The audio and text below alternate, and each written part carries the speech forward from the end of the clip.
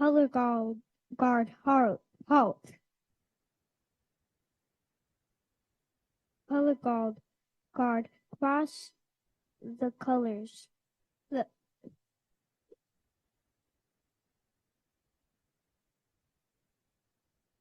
Please recite the Pledge of Allegiance.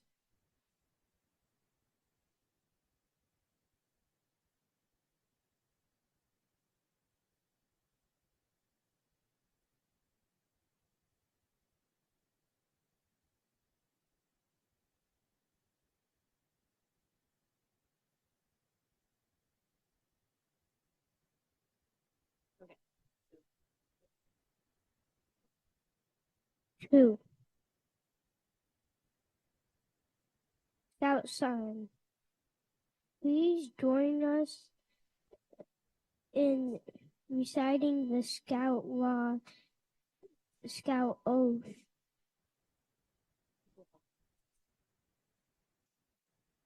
2. Color guard, post the flag of the United States of America.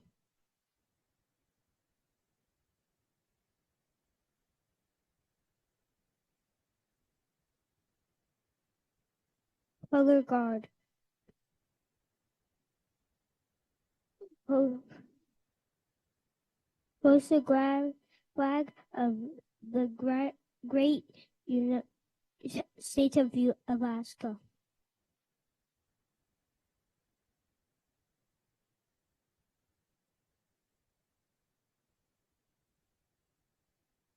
Color guard, return to ranks.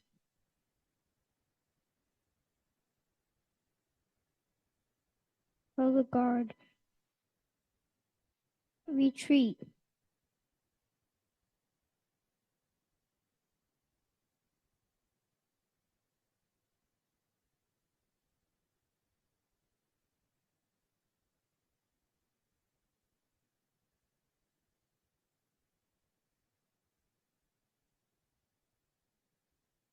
Color guard, dismiss.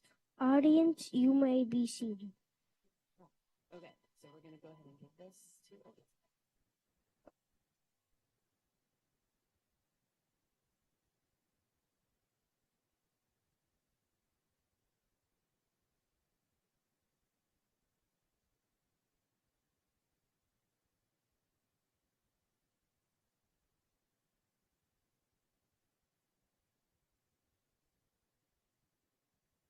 And let's move into this item.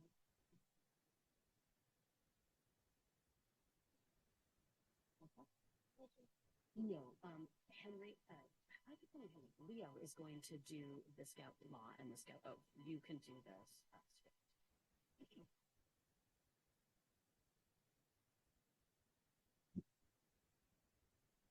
So why don't you?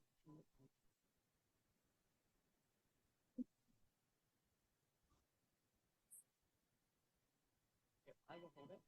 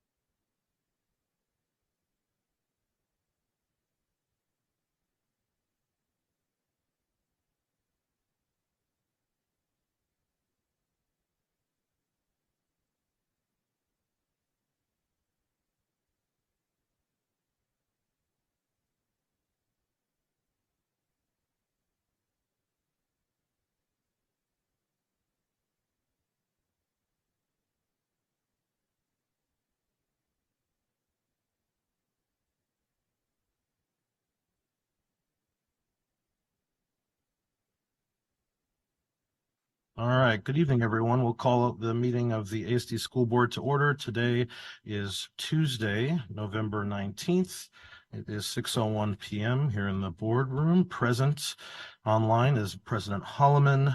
In the boardroom here, we have members Bellamy, Donnelly, Higgins, Jacobs, Lessons, and Wilson, as well as Student Representative Peck, Dr. Bryant, Ms. Sullivan, our recording secretary, and various administrative staff. We've called ourselves to order. We have completed our roll call. I'll now ask Cub Scout Pack 170 to come forward for the flag salute. Thank you.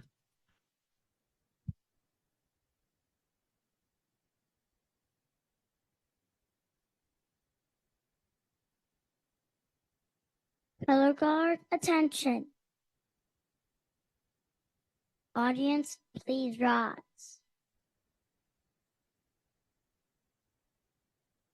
Scout salute. Those not in uniform, please place your right hand over your heart. Color guard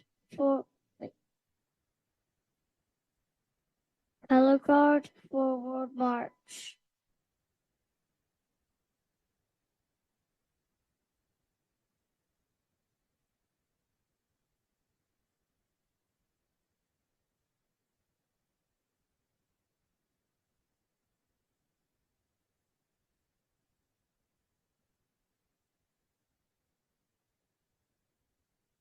Color guard, halt.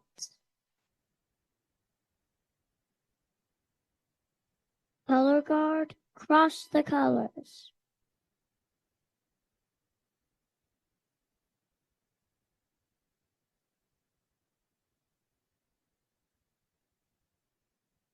Please recite the Pledge of Allegiance.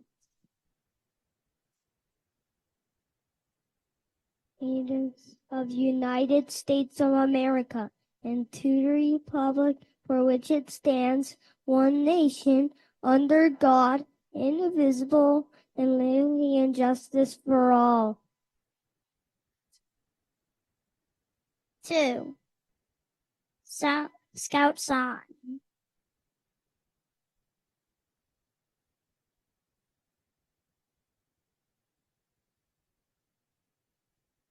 Everyone raises their right hand, making the scout sign. Please join us in reciting the Scout Law and the Scout Oath.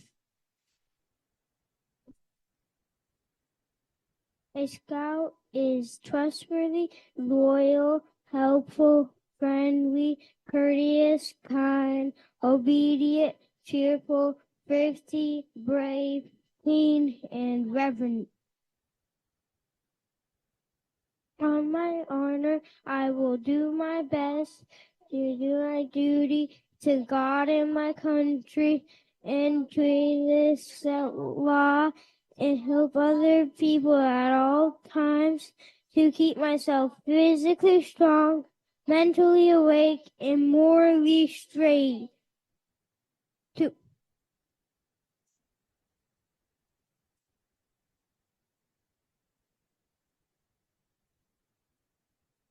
Color guard, hoist the flag of United States of America.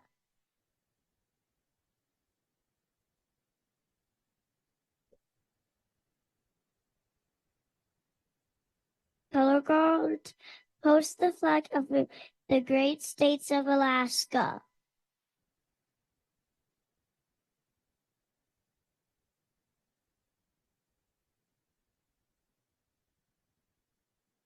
Color guard, return to rank. Color guard, retreat.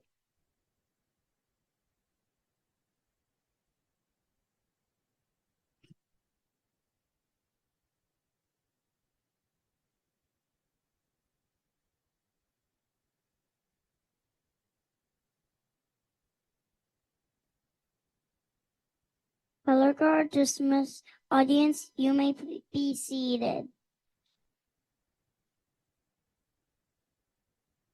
Thank you. Thank you very much, Cub Scouts Pack 170, and well done. We'll continue with our land acknowledgement. Student Representative Pack, please. We acknowledge that we gather here today on the traditional lands of the Dena'ina people of the Upper Cook Inlet. For thousands of years, the Dena'ina people have been and continue to be the stewards of this land. ASD is committed to diversity and inclusion. It is with honor and respect that we recognize all Indigenous people who live and learn in our community.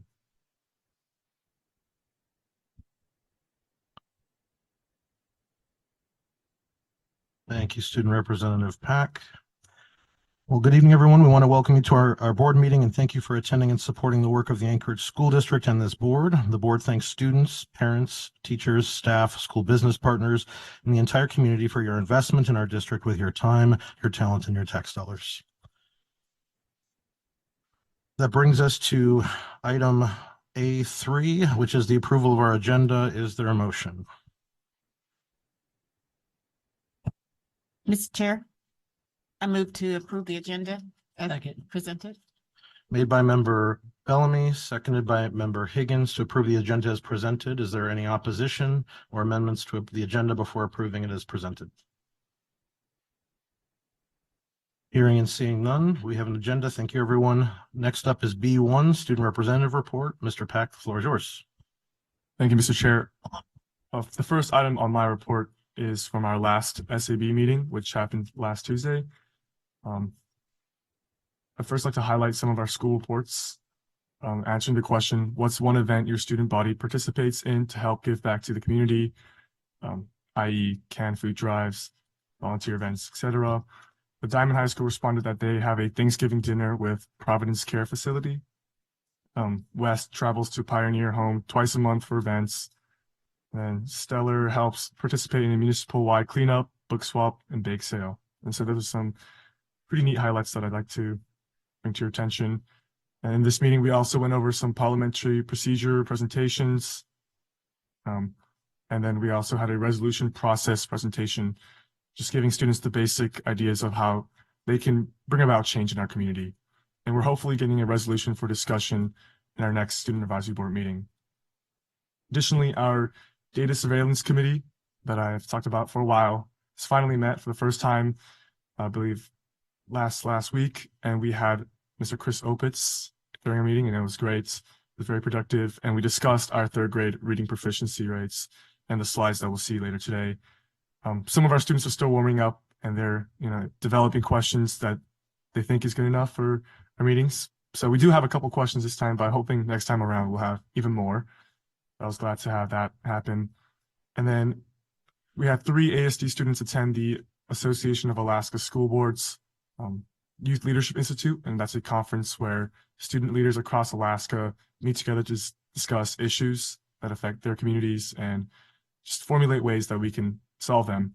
And in ASD, we discussed the Climate and Connectedness Survey from 2024, and the topic that we decided on, the broader umbrella topic, is peer climates. Out of the averages of all the scores in the surveys, peer climate responses came out the lowest in terms of favorably responded. And then the specific question that we really want to focus on is when students see another student getting picked on, they try to stop it. And on average, only 21% of students responded favorably. So, I mean, you can extrapolate whatever you want, but that assumes that in most of our bullying situations, most students will not do anything about it. And that to me is a tragedy, and I want to bring those numbers up. So hopefully through a resolution with the Student Advisory Board and then maybe some networking and getting the word out, we will create a future project that can start this school year. And thank you, Member Bellamy, for connecting us to some members in the administration to try to start something. And finally, our next Student Advisory Board meeting will be on the 10th of December, and students will be wearing festive wear. That concludes my report. Thank you, Mr. Pack. Is there questions for our student representative? Hearing, seeing none, thank you very much. Next up is our military report. Colonel Hanson. Welcome, sir, and the floor is yours.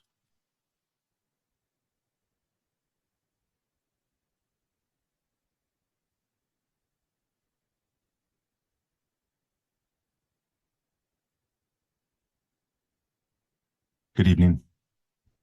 My name is Colonel Dustin Hanson. I am Joint Base Elmendorf-Richardson's Mission Support Group Commander and an advocate for our military-connected students. Thank you, School Board, for offering me a few minutes. I'd like to first express my gratitude to the school board and to the Anchorage School District team, specifically for listening to any concerns from the military community, as well as the community at large, as we navigate constrained resources while aiming for academic excellence, fostering innovation, leading to a vibrant, resilient workforce that helps Alaska thrive. I'd also like to express my appreciation for the district's engagement on Alaska's Purple Star School program and the schools that earned the Purple Star Award. As a community that is accustomed to picking up and moving hundreds to thousands of miles every couple of years, which then causes our students to experience 4 to 10 schools by the time they graduate, we absolutely value those schools that strive to understand this lifestyle that we live and proactively support us socially, emotionally, and academically. And speaking of support, Joint Base Elmendorf-Richardson serves as a power projection platform comprised of a workforce dedicated to support and defend the U.S. Constitution. We are always looking for talent to protect our nation's strategic interests. Therefore, you can count on us to be a consistent, dedicated partner in education. Ready students, ready workforce, ready base, ready community. Thank you for your time. Stand by for any questions. Thank you, Colonel. Is there questions for our military representative? Member Lessons, the floor is yours. I have 2. Yes, ma'am. Do your students and schools have adequate winter gear for folks who are coming to Alaska for the first time? Are they going to be able in their schools to, I know I've seen, skis in many schools, and I'm trying to remember, do you guys have gear for students to try out something new if they come in from someplace without snow? Sure, if they come from a tropical paradise and reach Alaska for the first time, and it happens, we have a robust sponsorship program where we focus on reaching out to those who are coming in and preparing them and their students and their kids for the conditions in Alaska. To answer your question directly, ma'am, like I can look into that and ensure that every one of our kids and our students are prepared and have the equipment they need to thrive in the winter in Alaska. I'd appreciate just knowing that they're taken care of and given all the opportunities that Alaska can offer. Yes, ma'am. I want that as well, and we will get back to you on that one. And then this is a second question, and maybe it's for administration, but maybe it's for you, sir. There was a remark maybe earlier in our right-sizing conversation that some of our base schools may be on a list at the Department of Defense for future consideration for getting rebuilt. Is there any additional information at this time? Speaking from my end, ma'am, I am not tracking, again, I speak for JBER, schools not being right-sized within the confines of JBER itself. So we're currently about 65% design on Ursa Major. And as it gets closer and we know where all the gas and water and all the utilidor type stuff is, and then we'll be coming back to the board. We did receive the initial part of the grant for the design, and then we'll receive the second portion of the grant for demo and construction. And once we get to closer to the 95 on design, that's when his team and my team will get together and they will have some champion on post, and we'll assign a champion in instruction to work with capital plans to flush out the rest of, finalize that design for the future newest school in the district. Thank you, Member Lessons, and thank you, Colonel. Any other questions regarding our military report? Okay, hearing and seeing none, thank you so much, Colonel Hanson, for being with us. Team. Next up is B3, our board conference and committee reports, recognizing our committees will meet later this week. There may not be much to identify here. Does any board committee chair wish to make a report tonight?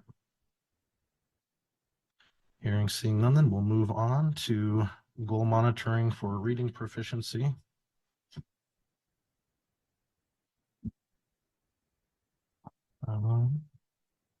Let's go.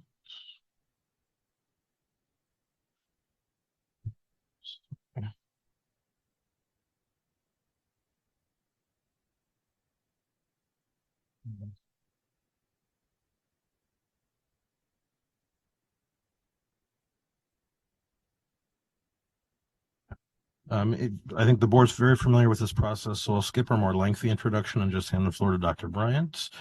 I did want to take a moment to certify that we are covering our goal regarding reading proficiency tonight, and that we do want to confirm that all 4 components of the monitoring report are present, that what is being monitored is focused on a specific goal, an interim goal, that the data for previous reporting periods is present, as well as the current reporting period and target reporting period, that the superintendent's evaluation of the performance is present, and that supporting documentation that evidences the superintendent's evaluation via tables are provided and indicate next steps.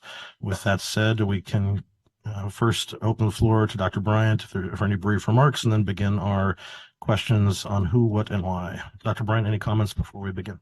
Thank you, Mr. Chair. I'll just recap that 2 weeks ago, we previewed a technical presentation with the board that showed our progress on ELA performance to date. And I am joined by our leadership team on reading. So at this point, I will welcome questions from the board on progress towards our ELA goal. Thank you, Dr. Bryant. We'll begin on my right with Member Bellamy. Do you have a question for the superintendent and the team? Actually, I was wondering if Member Lessons would just kind of walk us through her thoughts.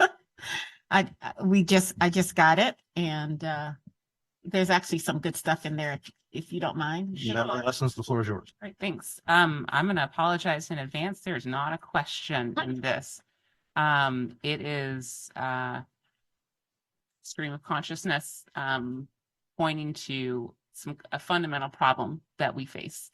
And I mean, what's evident in the chart that we received 2 weeks ago, there's lots of stuff that's evident, but above all, to me, considering the number of students implicated, is that we have a profound gap. We have members that we have, a district level snapshot.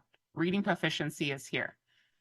But when you look at the data that's disaggregated in this chart, you can see some trends. And the trend that's concerning is that students who are economically disadvantaged and students who are not economically disadvantaged have really different outcomes in 3rd grade.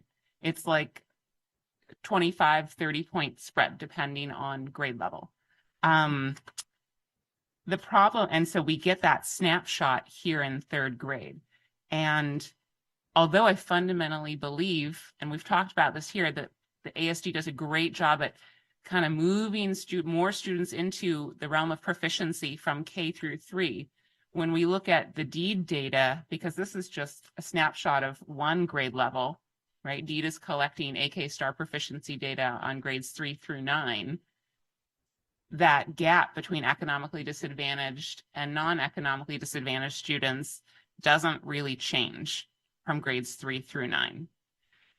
And then at a deeper level, when you look at, because of factors well outside the district's control, decades in the making, we have schools where concentration of poverty is ever more acute. In the schools with the greatest concentration of economically disadvantaged students, right, those school levels of proficiency are even lower than district averages for economically disadvantaged students. And so I'm fundamentally concerned that we are moving students from elementary school who are not proficient in reading, and they're moving into middle school in grade 6, grade 7, and grade 8. And I personally believe that this is probably a pretty good reason that the rates of course failure in middle school they get high, they start kind of high in 6th grade, they get higher in 7th grade, they get even higher in 8th grade. And it's particularly a problem among, disproportionately among our economically disadvantaged students. And so fundamentally, I'm hoping we can figure out how to align resources as we move forward to improve the outcomes of the district as a whole. But in order to move the district's needle as a whole, I think we need to align our resources in targeted ways to see the greatest growth among the students with the most acute levels of need. So there's probably a question in there that I could develop, but really it's me spending time with the report and spending time on the DEED website. So maybe I'll just open it up for an administrative response. I'm happy to share some information. Mhm. We did, well, actually A&E, the assessment and evaluation team did do an analysis of our scores, of our recent test scores. And a couple of things they did note with us was that even though at third grade, you're correct, our scores still look grim.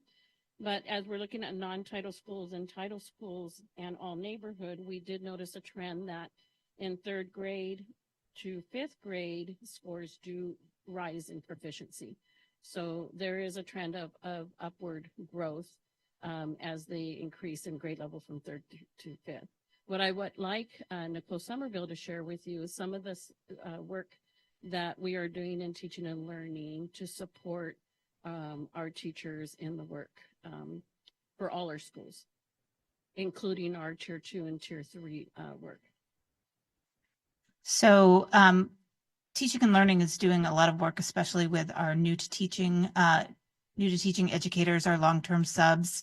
We're going out, modeling lessons, working with them, bringing them in, doing after-school cohorts, doing lots of planning sessions with all grade level teachers, really trying to embed the work that we're doing within PLCs with what we're doing within reading so that it's all one combined effort and teachers are finding where it all fits together and focusing on standards.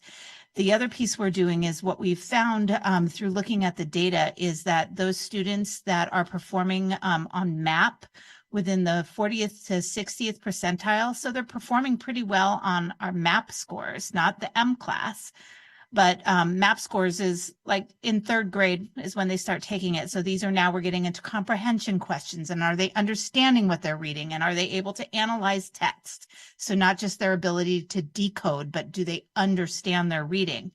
Is that we've got a large group of students that we've spent a lot of years making sure that they can decode text, they can read it out loud, but they may not be able to answer questions about the text. So we're really focused on our interventions on working with those students so that then they're better prepared for middle school and better prepared for high school, as well as college career, and then for these tests as a hopefully byproduct of all of that.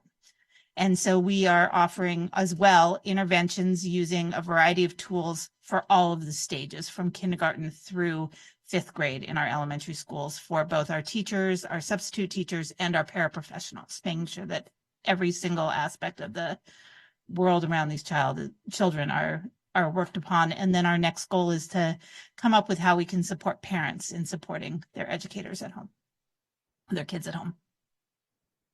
Do you have any examples of ways that we're supporting parents in this process?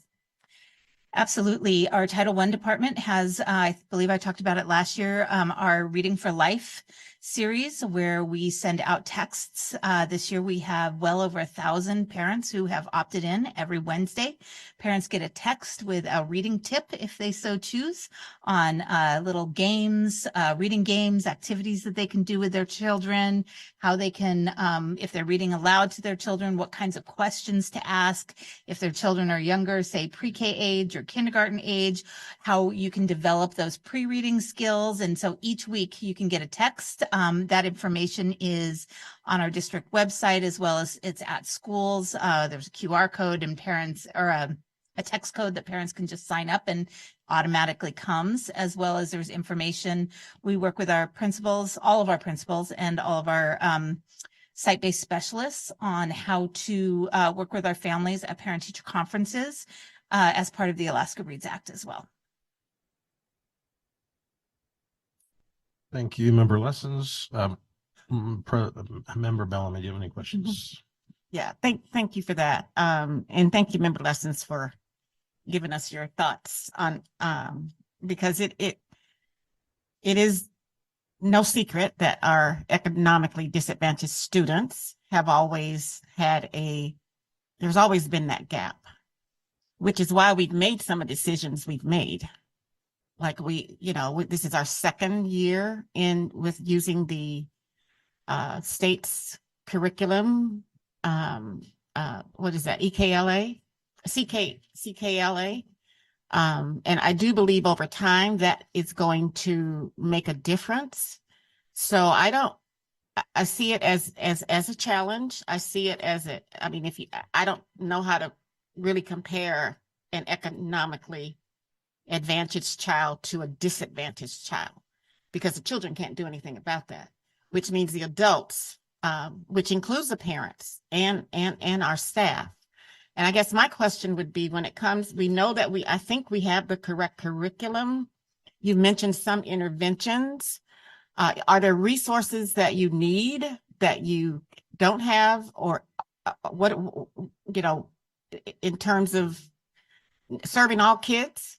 And if we are giving kids what they need, then we would like to know, the board needs to know what are you lacking? We're always going to say we need resources, but supports at schools. I think a hot topic is our combination classes, in terms of teachers having to navigate between two different curriculum materials. So support there so that we can ensure that our teachers only have to teach one grade level at a time. I do want to say there's a lot of work behind not just the implementation of the curriculum, but how to utilize the curriculum by internalizing the work. So we're really pushing on activating that prior knowledge that our students need, especially our English language learners. CKLA is pretty rigorous in vocabulary, so I think we're going to see a change as long as teachers are using the curriculum as intended and utilizing the vocabulary lessons. I think a continuation of the work they're doing. When we do snapshots in classrooms, we see great work from our teachers. And I think we're starting to see some traction, but we'll never say no to more resources in supporting classrooms. Okay. I thank you for that. Can I have one more? So it's always difficult when we have these conversations, at least it is for me, because I know that our kids can learn and I know that they can do. But I also know that the way we have chosen to measure what kids know and able to do doesn't work for every single kid. So I guess my question is, how, as grim as the scores look, I'm using somebody's word, as grim as the scores look, how optimistic are we? I know we have our goal and we're going to be increasing over the next 5 years. I guess, did you see that as realistic? Do we need to go back and revise our goal? Because kids have got to be able to read. And and finally, is there some place along the way, like in math? I know by the time kids get to 8th grade, they're catching up in math. All right. They're not, so economically disadvantaged children they can perform and they can do the work. And I just want to know, I don't want to lose sight of that, but I also want to know, at what point do they catch up? And what is it that we can do to ensure that they catch up?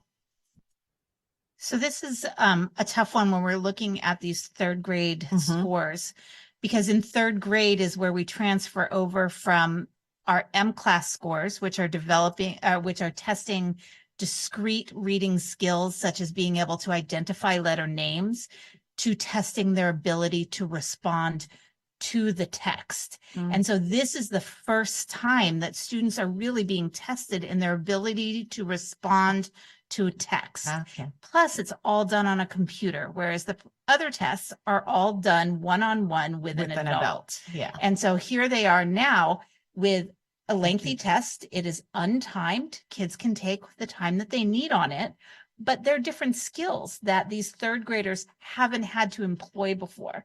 One of the things that we are doing to help with the transition is it was great when we purchased CKLA, we purchased the digital experience. So whereas we have all the paper copies, teachers are starting to incorporate some of the technology that's with it. So kids are getting used to reading online. We want kids to read from books. We bought the books so that kids are reading from books, but we also need them to be able to read off of a screen and answer questions on the same screen. It's a skill they're going to need for life. It's not just so they can pass the test. So we need to take some testing with a grain of salt. In terms of our kids being able to read, we're absolutely, I think, going to continue to make gains and meet this goal. Our curriculum is quite rigorous, but we've seen a lot of support from our teachers with this curriculum. Teachers are excited about it.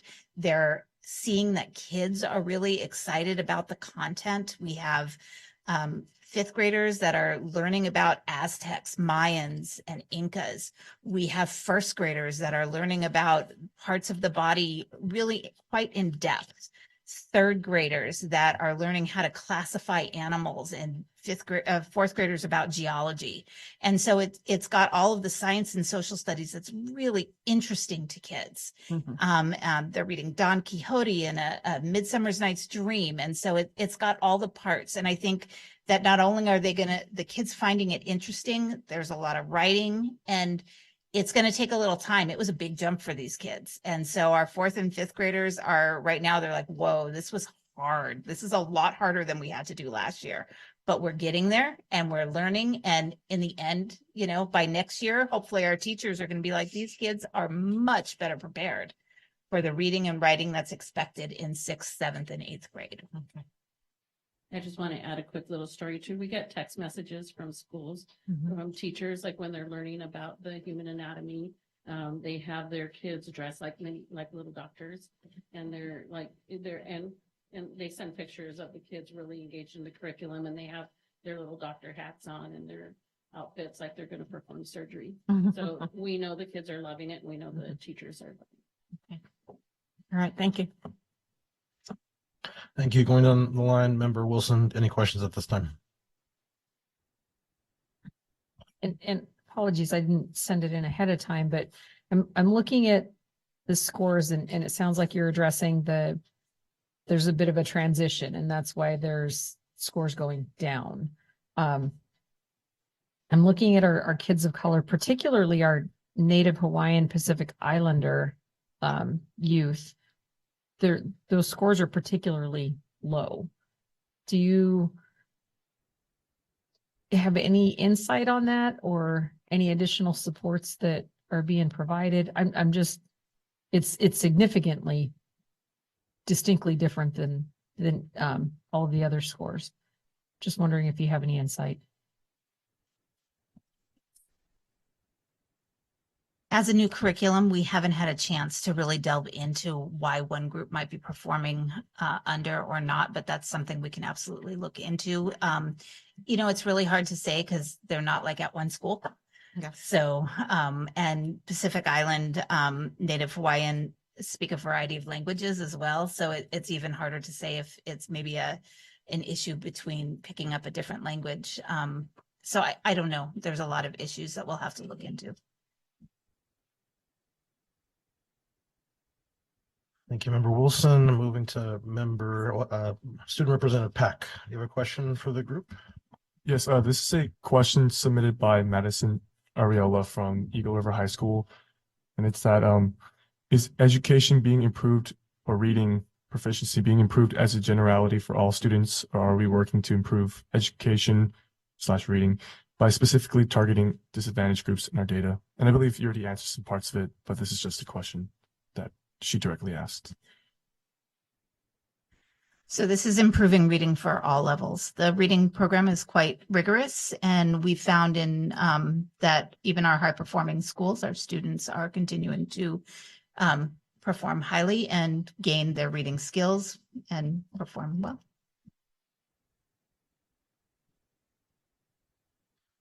Thank you, Student Representative Pack. Member Donnelly, any questions for the team at this time? So in the states that have had the most success with adopting these types of reading programs to really address the reading proficiency goals, there's been a trend in the states that are most successful to not have grade promotion when the students didn't achieve the goals that were directed. Alaska's chosen not to do that. And my question was going to be, what are we doing instead of retaining students who haven't achieved the goals to make sure that they're still making progress? But I think your earlier answers were pretty comprehensive about that. I'm really glad to hear we're continuing to target them for the development they're going to need to be successful. But I really want to keep our eyes on the ball on that, because unlike other states that have that advancement, it's easy for bureaucracies and large organizations to kind of not keep focused on that. Just for the people in the audience, one of the reasons we're doing this first at all our board meetings, talking about the board's 3 top goals, which are reading proficiency and mathematics and life and career readiness, college readiness, is to emphasize the importance and to stay focused as a board on achieving those goals. So that's why you're hearing this tonight. It is really, really concerning that our overall scores were at, I believe, 35% for reading proficiency in our district, and the grade 3 scores are now at 31%. But I'm really encouraged to hear the techniques you're using to target going forward in the more advanced grades, those students that are not proficient. So thank you. So just as a reminder, these test scores are about the Alaska Star just in 3rd grade. The Alaska Reads Act does not require that we retain students that are below the proficiency target or the far below proficiency target, but it does ask us to engage in the conversation with families starting at kindergarten all the way through 3rd grade for students that are in that far below proficiency. Along with that, we are required by the Alaska Reads Act to offer a minimum of 20 hours of summer learning. We offer more than that within the Anchorage School District. So we provide summer learning as well as we, within the schools that are able to, we fund after school tutoring for any students that need it in reading. And depending on the school is kind of how that is functioning, if they're able to, how many tutoring groups they have. But we do provide addendum money for teachers to do after school tutoring or before school tutoring. And we are offering a digital tool as well to all students that students can use at home if they're not able to stay at school. And so that can be accessed online as well through their Clever accounts. So those are all ways that we're addressing the Alaska Reads Act and then the issue of students that are behind. In addition, we have been working very closely with our special education department to make sure that we're aligning our work with our students that are needing Tier 3 supports. We've also brought in our ELL department so that teaching and learning, ELL, and special education are looking closely at what our students who are really struggling the most, and then those students that may not be identified as ELL or special ed, but are also struggling can benefit from how can we adapt or modify the curriculum and or other interventions that might support their needs. Member Higgins, any questions for the team? I was a little confused when you made comment or made reference to the mixed grades, the combination grades being a factor for some kids. But in this case, we got some kids doing better, some kids doing not. So are you saying that our combination classes are more involved with that particular group? Are they getting, or are you saying they have more of a problem in that grade, but the other groups do not? That was confusing to me because I'm looking at results that come out with the different ones. I assume it's affecting all kids, but some kids are at a disadvantage, some are not. And you're linking the problem with reading to those classes. That was confusing to me. My reference for the combo classes was in response to Member Bellamy when she asked, what types of supports would you need? And I believe that supporting our teachers who are teaching combination classes, especially in our EDS areas, that would help support some of the teachers and the kids, so that the teacher can concentrate on one grade level at a time to support. Okay, but that's not addressing the issue of why there's a discrepancy between why some groups are higher than others, because they're all subject to the same thing. Her question was, how can The resources. what resources could you provide us? Now, I know there are some school districts where they're actually playing catch up. I've seen these in the past with presentations with National School Board Association, and they were doing things. We don't need to reinvent the wheel. We need to find out what wheel works, right? And we need to do it. So I'm not sure, and that's really what I think we're looking for, is what do we need to do different today than what we're doing to match what other school districts have been achieving? Because you've seen some that actually the minority groups have led in the last presentation I saw within the group, but that catch up is critical for us as a whole. So I appreciate the issue of the combination schools, but I don't see that as an issue between the two, why some are succeeding and some are not. That's the part that confuses me. Okay, not hearing a question there, we'll move on to Member Lessons. If you have another, then we'll go to Member Bellamy. I think I wanted to begin the entire conversation by remembering that the third graders in this report, they were kindergartners who started on Zoom. I know that because my youngest was one of them. And so they went to school for the first time in January or February of their kindergarten year. If you talk to a fourth grade teacher this year, they'll say that a lot of those kiddos are still missing foundational content. So I think that's just a critical piece we should keep in mind monitoring this cohort. And I think for some time on this board, I've talked about this cohort needing additional time, resources, catch-up growth.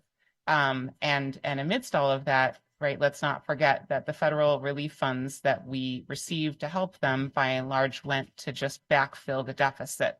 A couple of years ago, we used like $4 million in federal relief funds to prevent a PTR, pupil-teacher ratio increase of 10 across the district. That was not additional resources. That was trying to hold our ground against inflation. And then we were talking a little bit about sort of goals.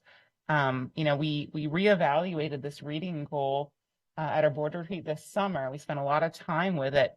And I think it's, it's a little disappointing that we didn't sort of maintain the level that we were at last year. But again, I think it's fair to say that it's reasonable to expect an implementation dip. It's reasonable to expect that kids who were kindergartners, 4 years ago, I guess, maybe didn't do as well as we had hoped. But I think that what I learned from staff during our summer retreat is that as each cohort of kindergartners, last year's kindergartners who are this year's first graders, they're now in their second year of the CKLA implementation. And then they're going to become next year's third graders. And I think that as we see each additional cohort, that's where the growth is really going to demonstrate as our students and our teachers become more comfortable with the materials and apply, the year over year learning. Going back to the resources question, let's also keep in mind that our pupil-teacher ratios have increased over the last 8-10 years as a result of inflation and teacher turnover. We've received work sessions, we've lost like half of our teacher workforce in the last 5 years. It's turned over. So we have new teachers. I believe that inexperienced teachers tend to be clustered in our high poverty schools. There are disproportionate numbers of inexperienced teachers who are still getting, becoming experts. And so resources matter. You do. Yeah. Resources matter. There's not a question in that. I agree. A theme for the day, though. Thank you, Member Lessons. Member Bellamy, any additional questions for the team? Just a a couple of clarifying. The AK Star is grade specific. Is that not correct? Is there a combination curriculum for the AK Star? I mean, for the curriculum, CKLA, I'm sorry. CKLA is grade specific. It is grade specific. It's for grades K through 2. There is 2 separate sections. Each one is an hour in length. One Okay. is skills and knowledge. 3rd grade is 120 minutes in length, and Okay. 4th and 5th grade is 90 minutes. So if you have 2 grade levels, to teach them at this, both of them, you're talking 4 hours of your day and then 2 hours of math. There's not enough minutes in the day to actually do that well. And it's very complicated. We're piecing it apart as we can to try to help our combination teachers, but then you lose the integrity of the program. And they've been written by researchers and they've been put together for a reason, Right. the way they have. And so it's a real struggle. Yeah. And that was really the gist of my question earlier relative to resources. It takes more time, and you actually end up, as a teacher, you end up giving less time to each student because you're trying to cover both grades. So so that makes sense to me that we need to try to invest more resources. So if I am a 3rd grade teacher, you hire me tomorrow, what does my onboarding look like? And I know that's not a fair question, but do your best. You kind of know what you do as a principal, right? Yeah. So it depends on your school, and it depends on your program. If you were hired as a straight 3rd grade teacher in a school that had another 3rd grade teacher, I'd be introducing you. I'd be having you work together. I'd be saying, hey, you know what? If you're starting tomorrow, that means your kids are already like oversized in another class. So I'm going to have you go and watch this other teacher and make sure that you're on board to have the building induction liaison, make sure you knew where the copy machine was. I'd make sure you have all your books, everything you need. I'd help you set up all that basic stuff. Then I'd be contacting your professional learning teacher expert or your PLTE to come in, model some lessons, help you set up your schedule if you needed help. I'd be having them set up for you to go and observe maybe a master teacher at another school, finding sub for you or covering your classroom so that you could do that. Maybe that professional learning teacher expert or one of my leads would come out and work with you on understanding the data and where your students were at, and then really helping you understand what the needs are for reading and or math and what's going on within the kids of your classroom. But really a lot of that, if you were in a larger school, could be taken care of by your peers. If you're in a small school or a single, where you're the only 3rd grade teacher or you're in a combo situation, it would be more my staff who's trying to figure it out with you, but they just have the experience of knowing the curriculum and the assessment data. Okay. So CKLA teachers are not just born.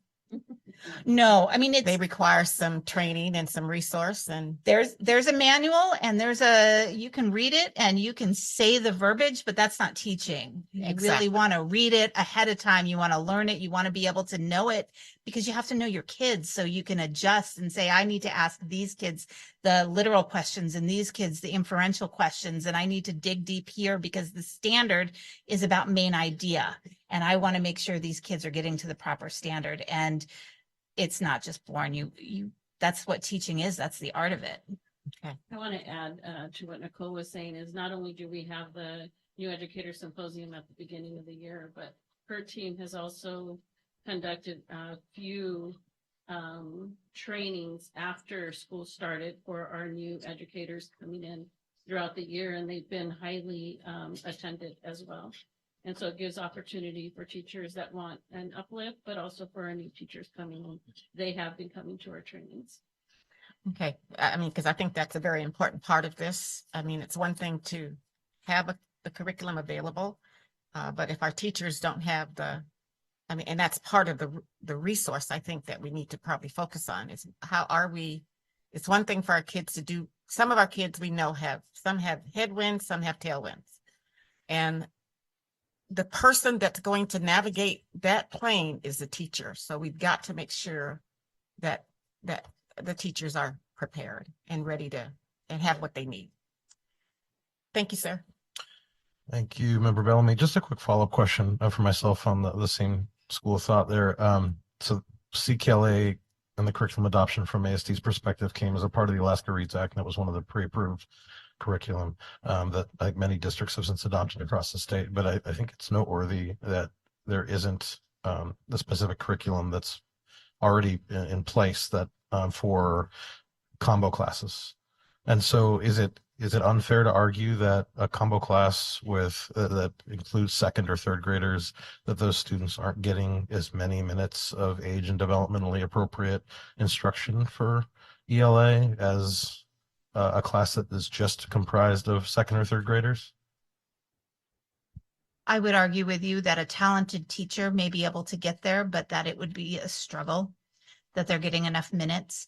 It's not just CKLA. Standards are written by grade levels. There are grade level standards. And whereas there are some that you can adjust a little bit, like when you get to fourth and fifth grade, the standard is being able to cite details in a text. And when you get to fifth grade, you're citing details by quoting the text.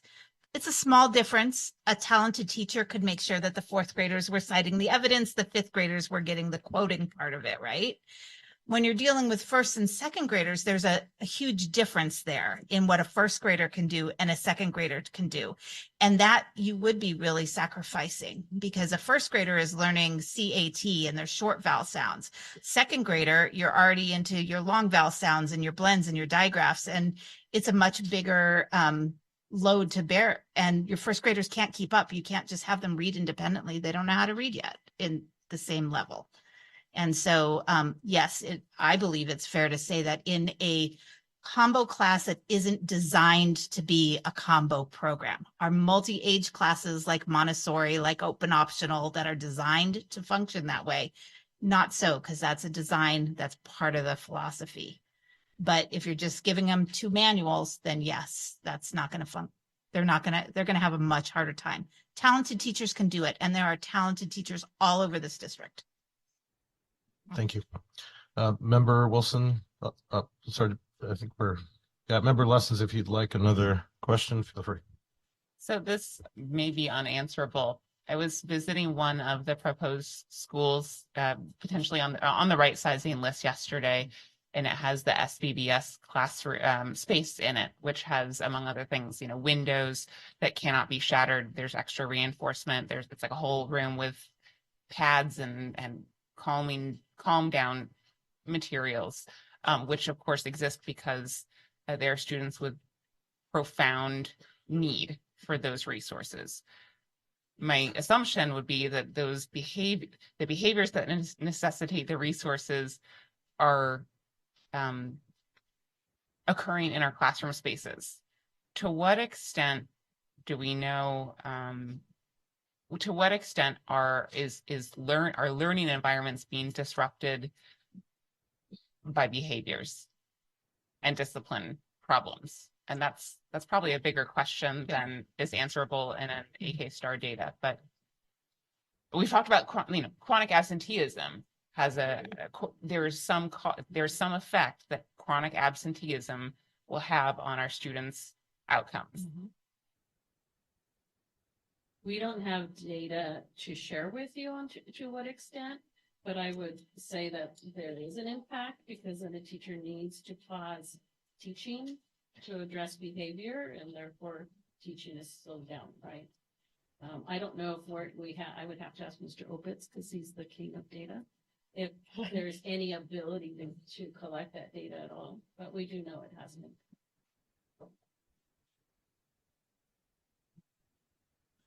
Member Wilson, any questions? Thank you. Member Donnelly. Thank you, Mr. President. 6 to 7 years ago, the board, in an effort to improve reading scores, adopted a new reading curriculum that was more heavily emphasizing phonics. The implementation of it ran into some serious difficulties. In fact, right before COVID hit, we had a survey done of our classrooms, and the instructors, less than half the classrooms were actually using the new curriculum because it was difficult for them to learn to teach the phonics components of it and for other reasons. Have we experienced any of that similar resistance? I know you've gone through a lot of effort to try to avoid that this time, but I just I'm very curious about the relationship of this time versus the last time we adopted a new curriculum.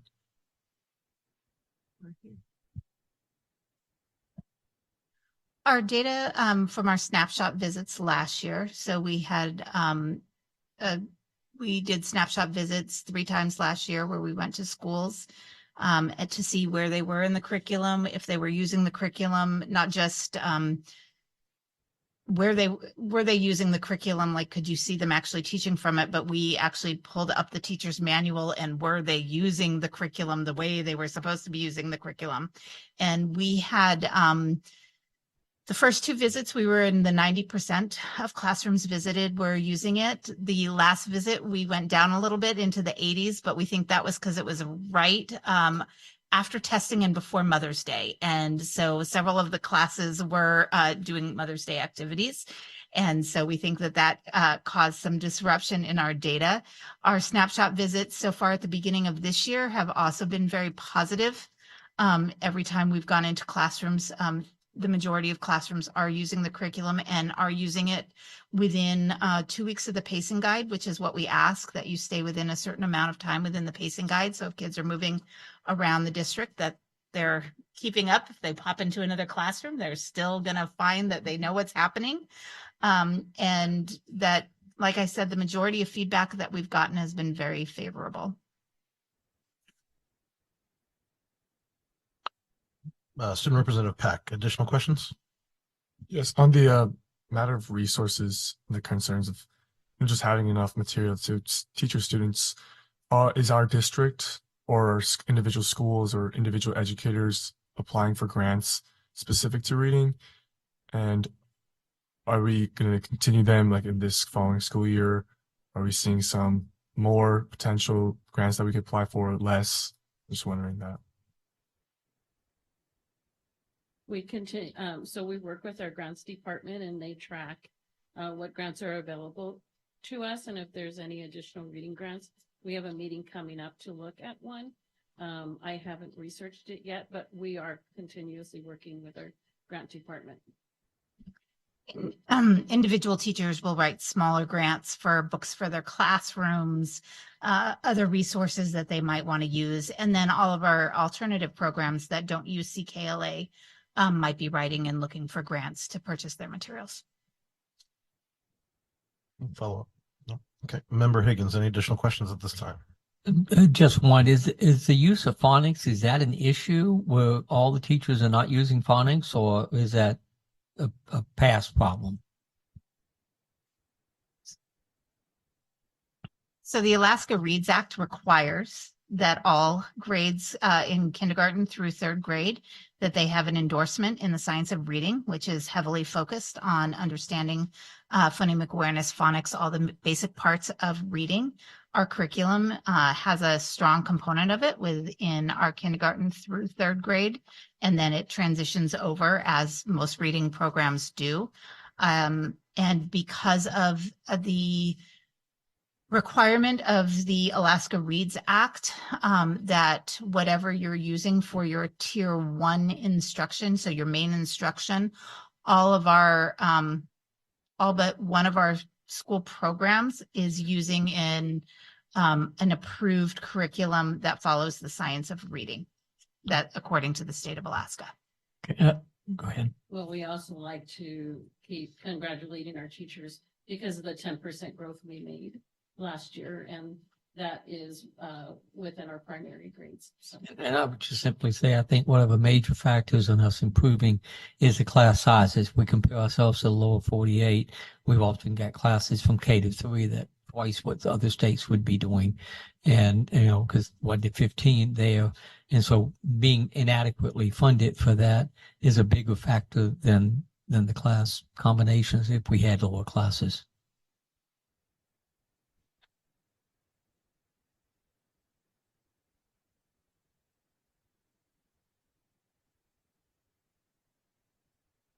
Thank you so much. Additional questions from the side of the dais, Member Bellamy?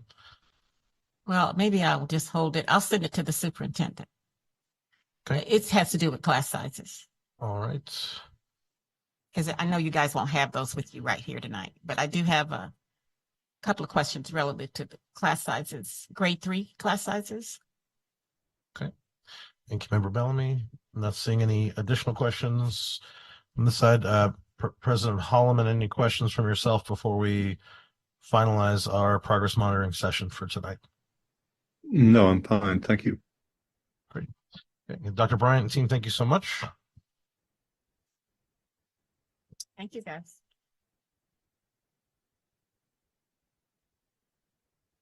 Brings us to our public comment period of our meeting. Now is the time for the board to hear from the public. We welcome your comments, which are very important to us. The board has set aside a time at the beginning of our meetings for those who have signed up to provide public comment. While it is typical that those not heard in the first hour will be heard at the end of our agenda, the board set a precedent in our last meeting to continue hearing all public testimony at the start of our meeting, and so we'll continue that practice tonight. Please note the following. All public comments are limited to 3 minutes. The timer is in front of the dais. All speakers will receive a courtesy alert when there are 30 seconds remaining. Speaking time may not be shared or given to others. When your name is called, please come to the podium, state your name, and direct your comments to the chair. Please understand that this is not a time for dialogue. The purpose of this agenda item is for you to inform us, the school board, of your views. If you have handouts to share with the board, please give them to our executive assistant, America Sullivan, to my left. And we want to call your attention to the detailed boardroom decorum guidelines and expectations that are available at the door. As you enter the boardroom, please review and govern yourselves accordingly. I want to thank everyone who's taken time to provide testimony tonight. I will call 2 names at a time to ensure that those, as many who can provide testimony can do so. We will ask that we limit and not applaud to ensure that there is adequate time for everyone to speak. With that said, we'll begin with our student testifiers. The first 2 are Wiley Carlson and Sam Dixon.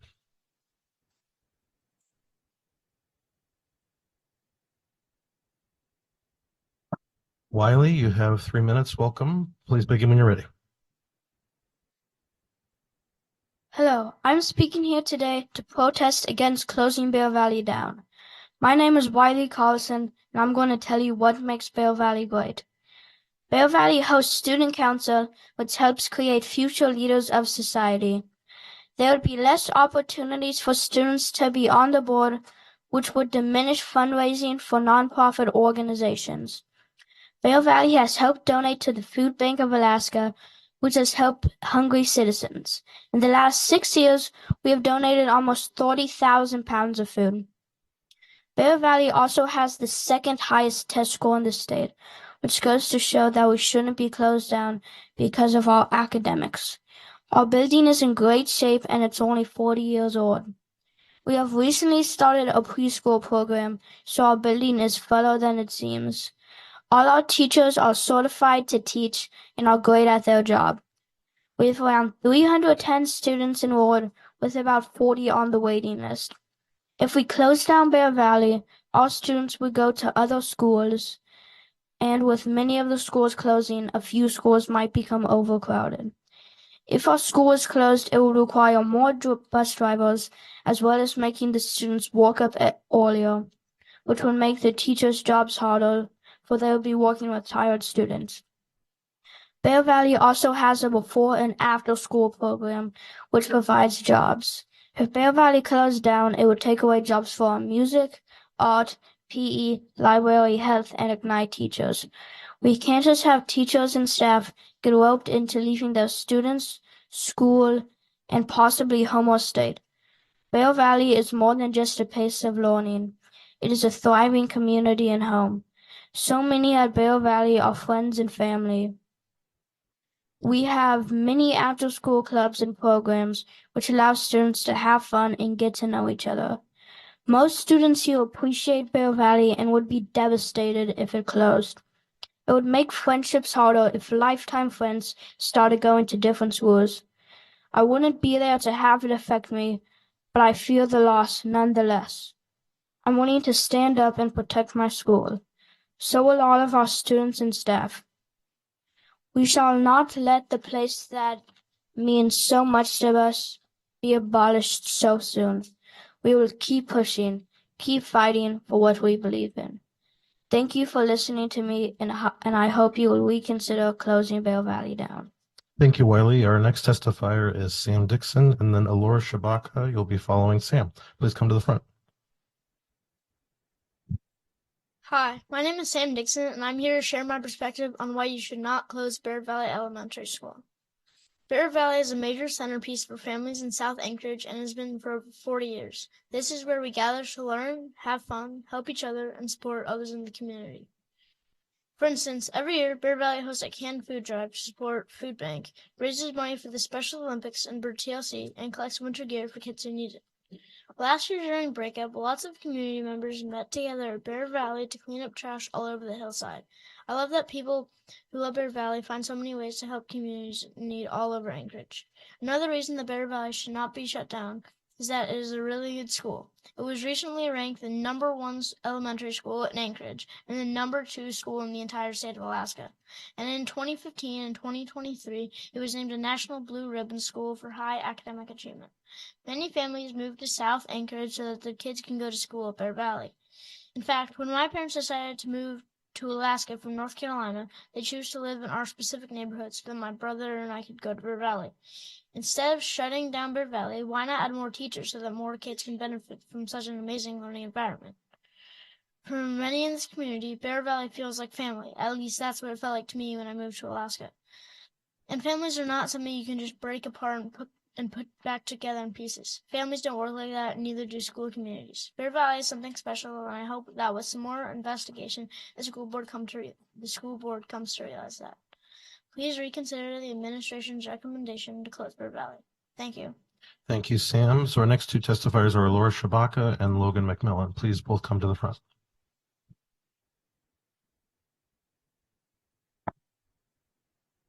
Welcome, Alora. You have 3 minutes. Please begin when you're ready.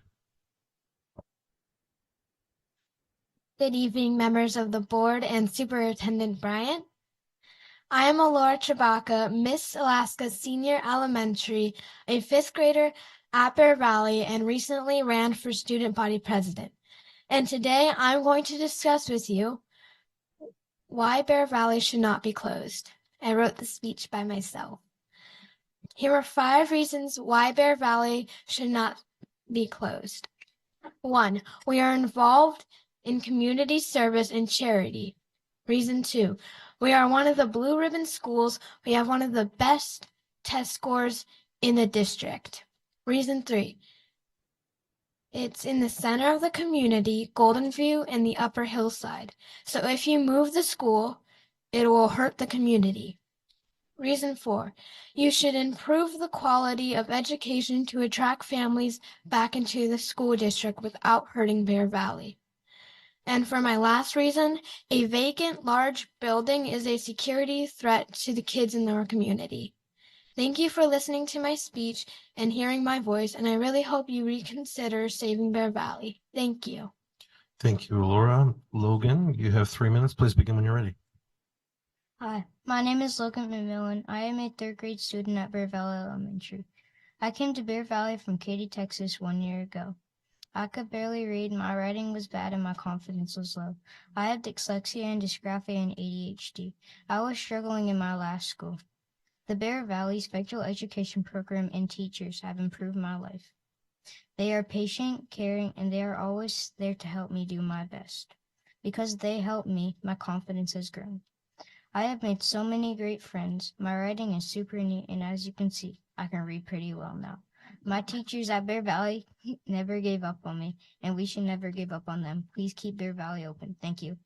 Thank you both. Our next two testifiers are Christian Bronlick and Jackson Osborne. Please come to the front.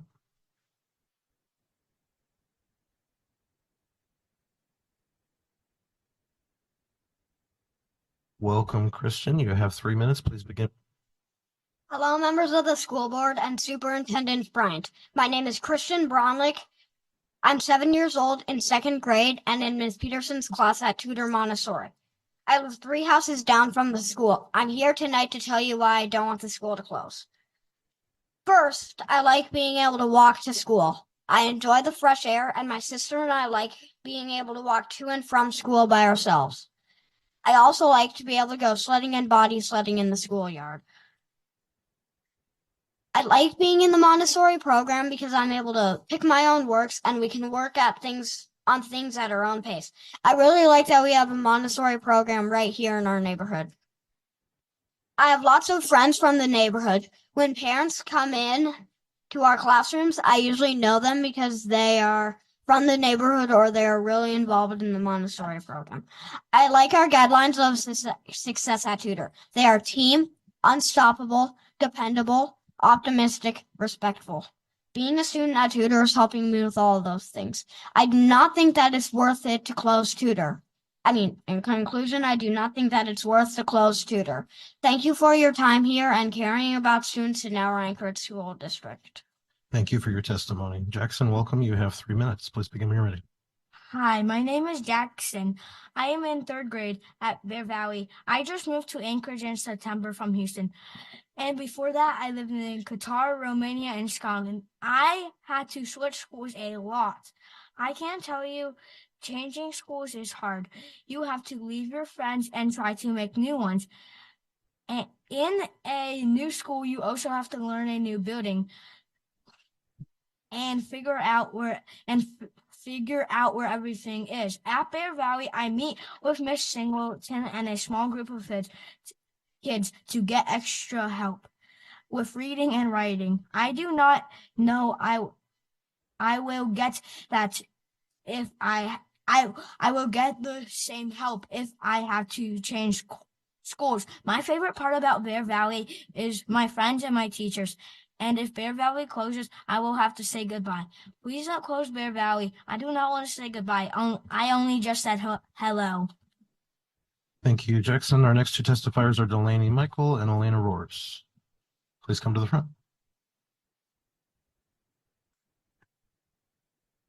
Welcome, Delaney. You have 3 minutes. Please begin when you're ready. Hi, my name is Delaney Michael. I'm a 3rd grader at Bear Valley Elementary. My mom says I'm a big feelings kid. What that means is when I get frustrated, I get really frustrated. Or when I get sad, I get really sad. I don't like being in loud situations, and lots of changes makes me super anxious. When I started kindergarten after COVID, I had a really, really hard time. I think I cried every morning for 3 months. But my teachers at Bear Valley have helped me overcome a lot of these challenges. When I was in kindergarten, Miss Brandt taught me about growth mindset and perseverance. Instead of getting upset about not being able to do things, I knew with practice I could do them. In 1st grade, Miss Suter helped me see the differences between problems that were speed bumps and problems that were mountains. Turns out a lot of things were actually speed bumps. I worked hard on not letting them spoil my day. In 2nd grade, when I felt like every day was the worst day, Mr. Sanagustino helped me track how every hour of my day went. That helped me see that most of my day was actually pretty good. Even if it had hard spots, it was usually a pretty good day overall. This year, Miss Hayes is giving me the responsibility of seeing when I am starting to get upset and using my timeout cards to take a break. I can calm myself down and get back to work. Sometimes I still have hard days, but when I do, I know I can go to Miss Singleton or Miss Bryan's room for a break. I know that Miss Christie in the office has glasses spray to clean my glasses, or that Miss Campbell in 4th grade will give me a big smile and a hug if I need one. She's my Girl Scout troop leader, too. I can always go visit my old teachers for a pep talk. If the lunchroom gets too overwhelming, I can visit Nurse Tower or even sit in Principal Shear's office for a break. Bear Valley has taught me more than just how to read, write, and do math. My teachers have helped me overcome a lot of my big emotions and anxieties. Would you believe that in kindergarten I couldn't sit through a whole assembly without crying? But my perseverance is still paying off. Last year I performed in the talent show. This year I ran for student council. I'm participating in a choir. I really love my school and I love all my teachers. I want to keep learning and growing up Bear Valley. I don't want to split up from people who have helped me so much or from my friends and neighbors. Please do not close Bear Valley Elementary. Thank you. Thank you for your testimony. Elena, you have 3 minutes. Welcome. Please begin when you're ready. I am Elena Ford, and I am in 1st grade at Bear Valley. Bear Valley is my favorite school.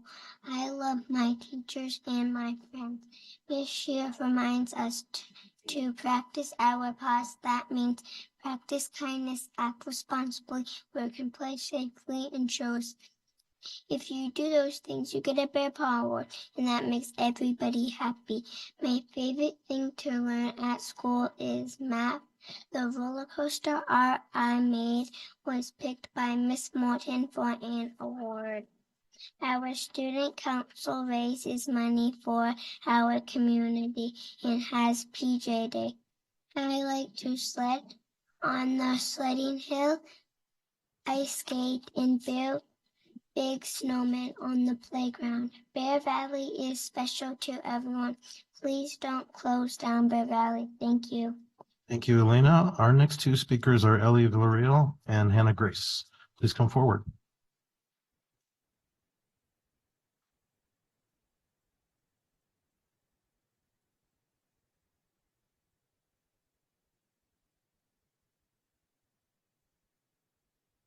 All right. Welcome, Ellie. You have 3 minutes. Please begin when you're ready. Hi, I'm Ellie Villarreal, and I'm a fifth grader at Bear Valley and student council secretary.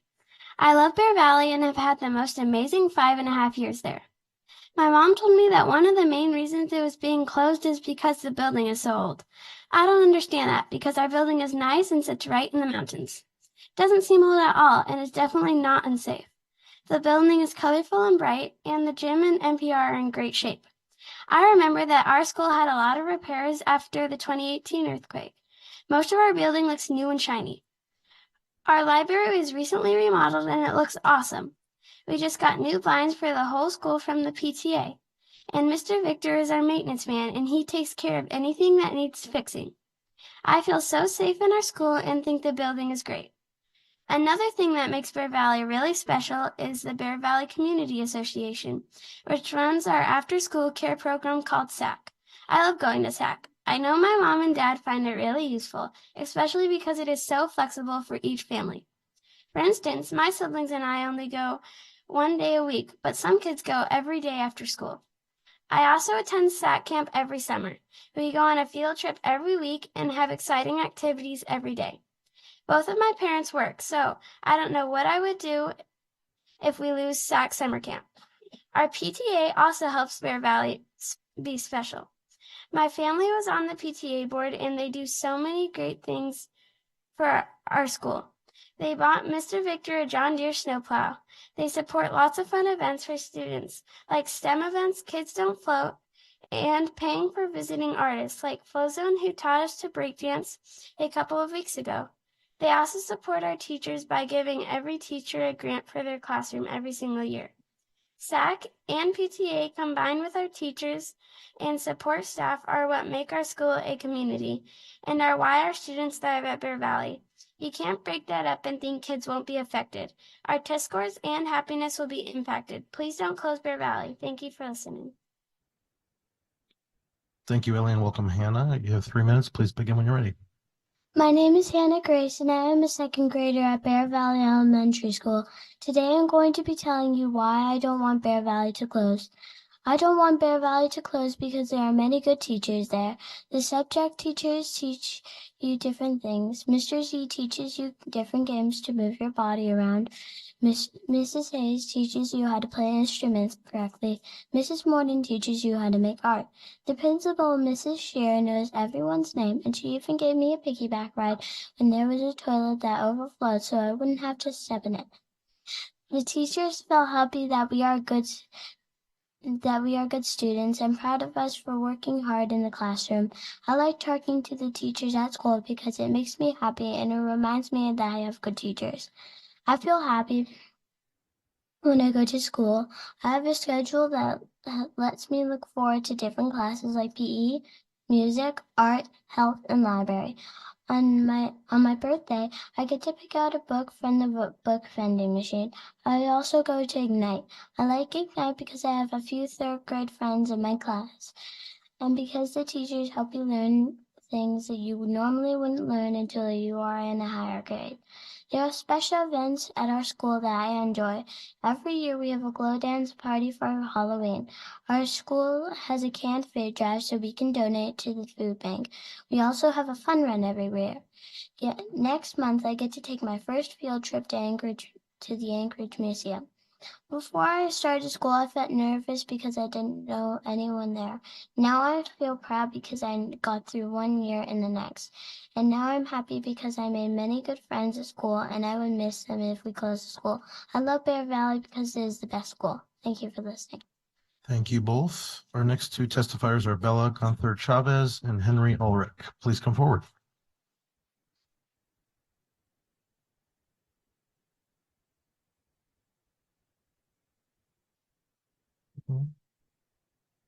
Let's see, Henry, if there's a Thomas Balmer, if Thomas come forward.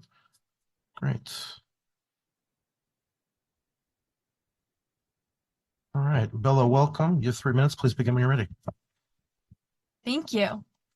Hi, my name is Bella Gunther Chavez. I'm 16 years old and a junior at South Anchorage High School, a member of South Civic Leadership Program, student government, attorney and judge with Anchorage Youth Court, and serve on the executive board of the Student Advisory Board as a public relations officer. Through these positions, I have my most important role, a representative of the student voice. Today, I'm here on behalf of the past, present, and future students of Bear Valley Elementary School.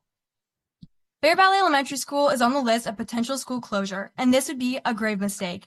I attended Bear Valley Elementary 7 years, kindergarten through 6th grade. It has always been one of the best schools in the district with a great reputation.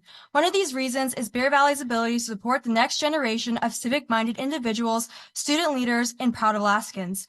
The community at Bear Valley Elementary School is truly like no other. The amazing teachers and parents at Bear Valley have the ability to make everyone feel welcome, but most importantly, they support the students who are the true stars.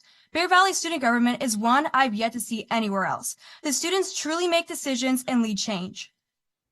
Bear Valley has a nationally award-winning student government. They lead monthly meetings and talk to their peers about projects they wish to accomplish within our community to make a difference. The list of community service projects over the years is a long one. Some of Bear Valley service projects include helping the Salvation Army, supplies drive to other ASC schools in need, treats for troops, raising money for Providence Hospital, Children's Hospital, Get Well cards, winter gear drives, and, of course, the famous Food Bank of Alaska canned food drive.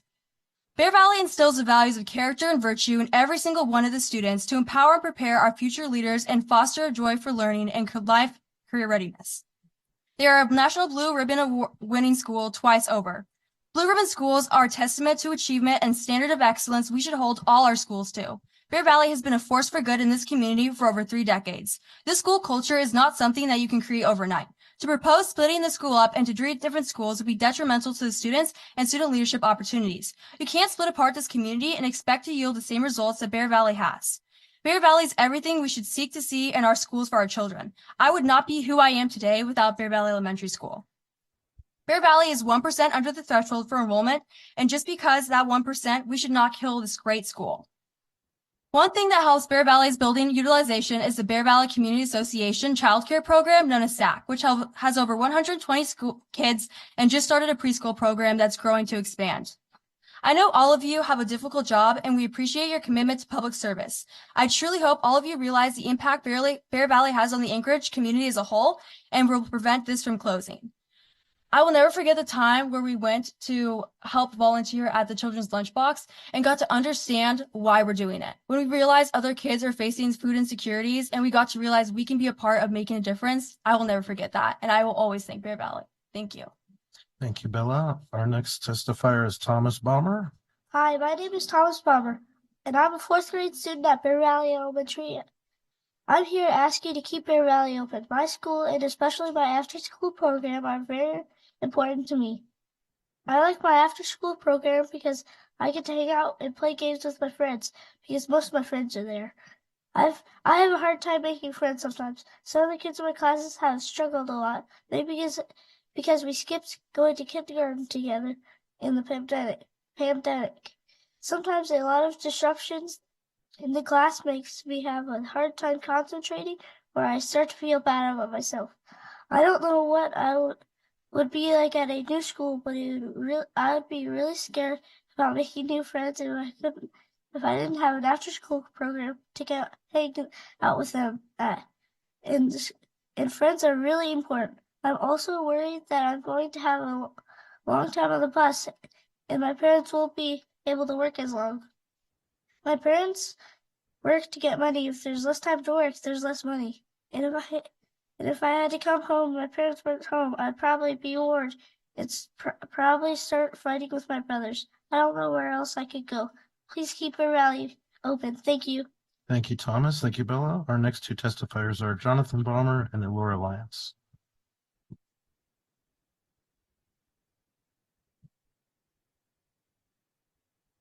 Welcome, Jonathan. You have 3 minutes. Please begin when you're ready. Hi, my name is Jonathan Balmer. I'm a seventh grader and a previous student of Bear Valley Elementary. I'm here because I think you should not close Bear Valley. I don't go there anymore, but I have two little brothers there in first and fourth grades who go to the after school care. The main thing I want to talk about is after school program at Bear Valley. It's one of the only child care programs in this area can access. I went to the after school program starting in kindergarten and I went to the summer program most summers. It really helped me make friends and show me how to be kind. Some of the staff have been there entire time I have and longer. It's really helped me become who I am today. If I hadn't had that program, elementary school would have been really hard. I had a hard time making friends outside of Bear Valley Community Association programs, so it seemed like my only opportunity to make good friends. It gave me time and space to be a kid and explore those friendships. After the pandemic, it was nice to come back to something that I knew. I needed something familiar after the pandemic, and Bear Valley Community Association hadn't really changed. Once I'm old enough, I was looking forward to be able to work there either during the school year or in the summer. Since the school time has changed, it's really helped my family to have the after-school program. If the school closes, my brothers will have to take a long bus ride to get to school and back home. My brothers might have to be home alone by themselves before I get there. I'd like to help out, but I can't because the school time's changed and it's a lot to ask for me to help. Really, my brothers need after-school care. People still know me at Bear Valley and the after-school program. Lots of the staff have been there a long time and it's a close community. It's just really sad that Bear Valley is on the closure list. Please remove Bear Valley from the closure list. Thank you for your time. Thank you, Jonathan, and welcome, Elora. You have 3 minutes. Please begin when you're ready. Hello, my name is Laura Lyons. I am a Bear Valley Cub. I am 6 years old and I am in first grade. I moved to Anchorage, Alaska last year and I started in kindergarten at Bear Valley Elementary School. I love my school and teachers. I have music with Miss Hayes twice a week. Health class with Miss McDonald. Art with Miss Morton twice a week. Gym is 3 times a week with Mr. Z, with Mrs. and library with Miss Trotter on Thursday. I am doing really well in school, and my teacher, Miss French, makes sure that I am not bored. I just had a hearing test and I told I needed hearing aids. I get them in December. One will be pink and the other will be blue. My teacher, Mrs. French, my principal, Miss Shear, and Nurse Tyler had been helping me with making sure that I have what I need to be able to be a part of the class. I will be having something called an IEP, which will help me with learning at school. I have had lots of fun at Stack. Stack is the after school for kids. We did arts and played games. Last summer, I went to the summer program at Bear Valley and made lots of friends. We went on field trips to the places like Whittier. We got to play at the beach and farm in Palmer, where we got to pick fresh veggies and we saw animals at the wildlife centers. In Alaska Zoo, we also got to go swimming every week. I want to go again this summer. I have a younger brother. His name is Warren, and he is 2.5 years old. I can't wait for him to be old enough to go into preschool and join me here at Bear Valley. Please don't close Bear Valley Elementary. Thank you for your time in letting me speak. Thank you both for your testimony. Our next testifiers are Dalton Ante and Gwendolyn Allen. Please come forward.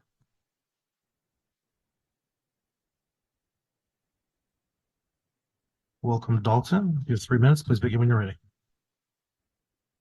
Hi, my name is Dalton Ante, and I am currently a 7th grader at Golden View Middle School, and most importantly, a former Bear Valley Cub. I know I am just a kid, but this entire situation with my former school does not make any sense.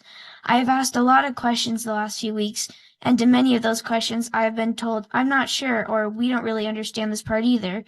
This resizing situation, I think, can be compared to how I was taught to approach a math problem in school.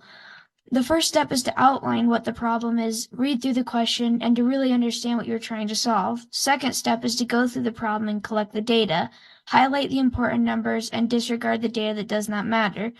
Many times, it's easy to get sidetracked by the data that does not have anything to do with the problem. The third step is to begin your calculations, but most importantly, you have to show your work. If you don't, there's no way for the teachers to see that you understand what you're doing. Finally, you need to clearly circle your well thought out solution to your problem. What seems to have happened is in this situation is lots of adults forgot to include very important data, and now the solution to their problem is incorrect. Skipping directly to a solution and not showing all of your work now has us, the teachers, wondering if you, the students, really understand the solution. I can't imagine how difficult this decision is for the school board. No matter what you do, someone feels like they're losing. Nobody wins here.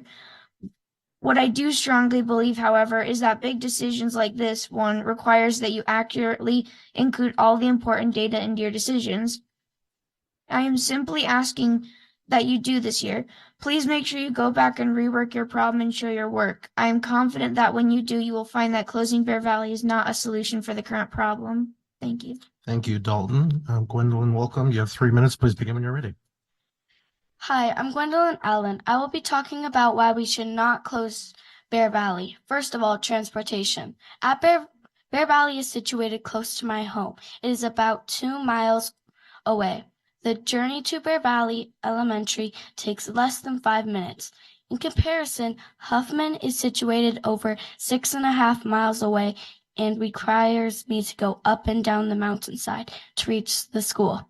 Transportation to Huffman requires driving on the highway, which makes it 11 minutes to Huffman Elementary. I have driven it with my family, so I know the bus will be even longer. Secondly, I want to talk about students' performance and well-being.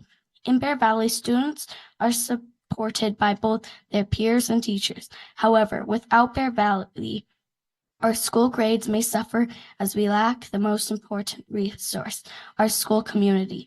In Bear Valley, there is a sense of belonging within our class, recognizing it as a supportive family. Without the school family, we may experience discomfort in unfamiliar social settings, potentially lowering our ability to make new friends and impacting our overall social well-being. Thank you for your time, board members. Please consider saving Bear Valley Elementary. Thank you for your testimony. I just want to ask one last time if there's a Henry Ulrich in the audience, or last student who signed up. Okay, well, if he's not here, we will just, we unfortunately missed him. Thank you so much. And thank you so much for all of our student testifiers. We appreciate you taking time to come out tonight.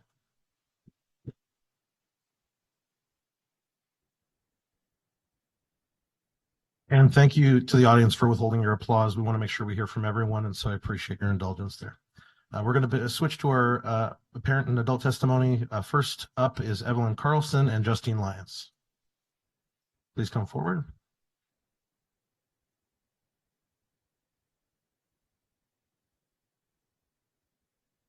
Evelyn, welcome. You have 3 minutes. Please begin when you're ready.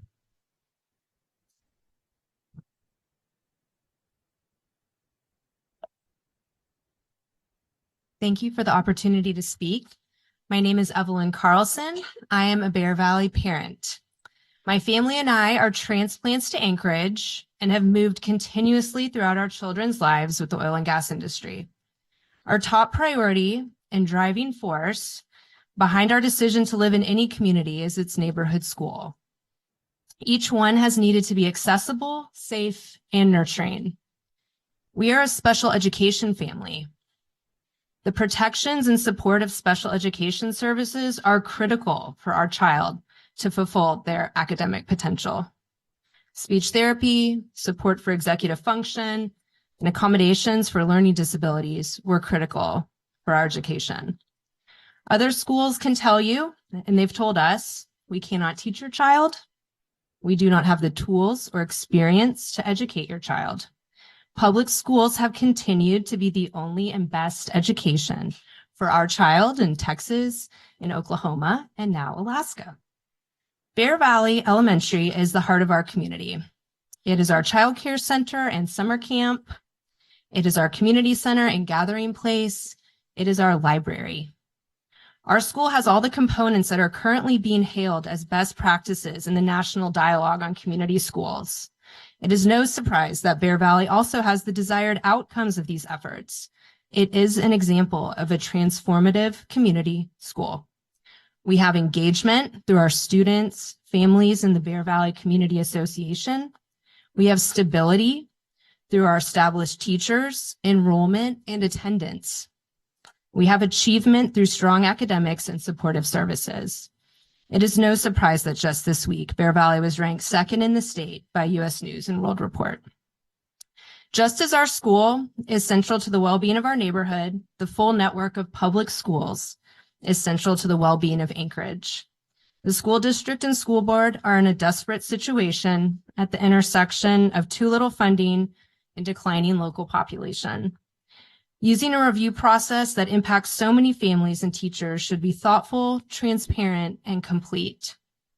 The Right Size Initiative has produced something very valuable, a starting point to identify this school district's assets. Assets like the density of students and couples starting families in East Anchorage to focus impact, schools like Tudor, which are walkable for its students, preserving access to their school with as few barriers as possible, best practices for engaged and leveraged community schools like Bear Valley. I encourage you all to keep going with that list of assets. Take the time to understand our communities so they can show you what Anchorage schools are doing right. Thank you. Thank you for your testimony. Justine, welcome. You have 3 minutes. Please begin when you're ready. Thank you. Good evening, members of the Anchorage School District Board. My name is Justine Lyons, and I'm a parent of 2 children, one currently in first grade at Bear Valley Elementary School that you just heard from earlier this evening, and the other is a future Bear Valley Elementary School student. My family and I moved here from Canada last year. The decision to move here was strongly based on the fact that my husband is originally from Alaska. And obviously with young school-age children, that's a huge factor of where we decided to move. We chose Bear Valley Elementary because it had such a good reputation. Today, I'm here to ask you to reconsider the proposal that's put before you to close Bear Valley Elementary. I recognize the difficulty challenges you face in balancing the budget and meeting the needs of the entire district, and I sincerely appreciate your dedication to our students. But closing Bear Valley should be a last resort, or any school, an option that has a long-term negative consequences for the children, family, and community it serves. Bear Valley Elementary is one of the top performing public schools, not only in the district, but in the state of Alaska. As many of you know, Bear Valley received Blue Ribbons Awards in 2015 and again in 2023, and is currently ranked by U.S. News as the second best elementary school in Alaska, behind only another charter school. It's also second in the district for math proficiency and third for English language arts. Remarkable achievements that should be celebrated, not dismantled. These academic successes are a direct result of the hard work of dedicated teachers, staff, and the support of an involved community.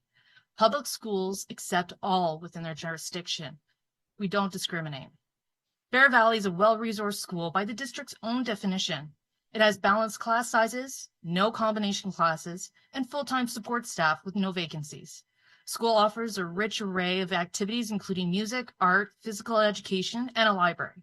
It has a pre-K program, which has the capacity to expand to full-time next year, serving the growing demand in the community. The school is meeting the academic and social needs of its students in a safe and healthy environment, qualities that are sometimes difficult to find in schools of larger and variable size. Moreover, Bear Valley's waiting list and the strong demand for the pre-K program shows that the community is not shrinking. In fact, real estate professionals and local developers indicate South Anchorage is growing, and with many new home-sized families being built. Closing Bear Valley would ignore these realities and force families to seek education in overcrowded schools, undermining the district's overall goal of providing quality education for all. Matt, thank you so much for your testimony. We appreciate your coming up this evening. You're always free to email your full comments if you'd like. Our next two testifiers are Gemma McMillan and Amy Villarreal.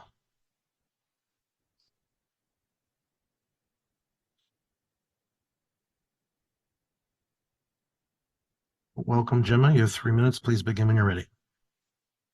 My name is Gemma McMillan. I live in South Anchorage, and I am a parent at Bear Valley Elementary. I am strongly against the closure of Bear Valley and urge that the board reject the district's recommendation.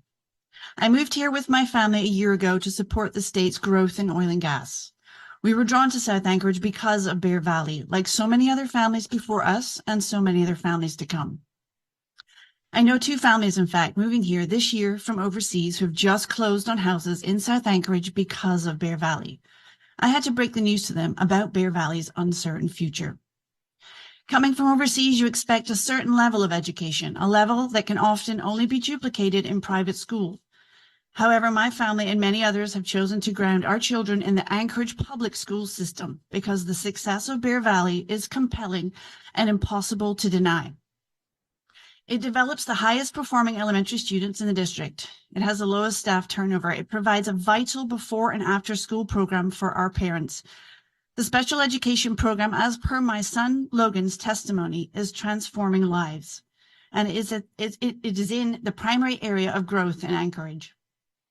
A question was posed at the November 4th board meeting. How much of educational outcomes relate to a building? For me, that's like asking, how does a house make a home?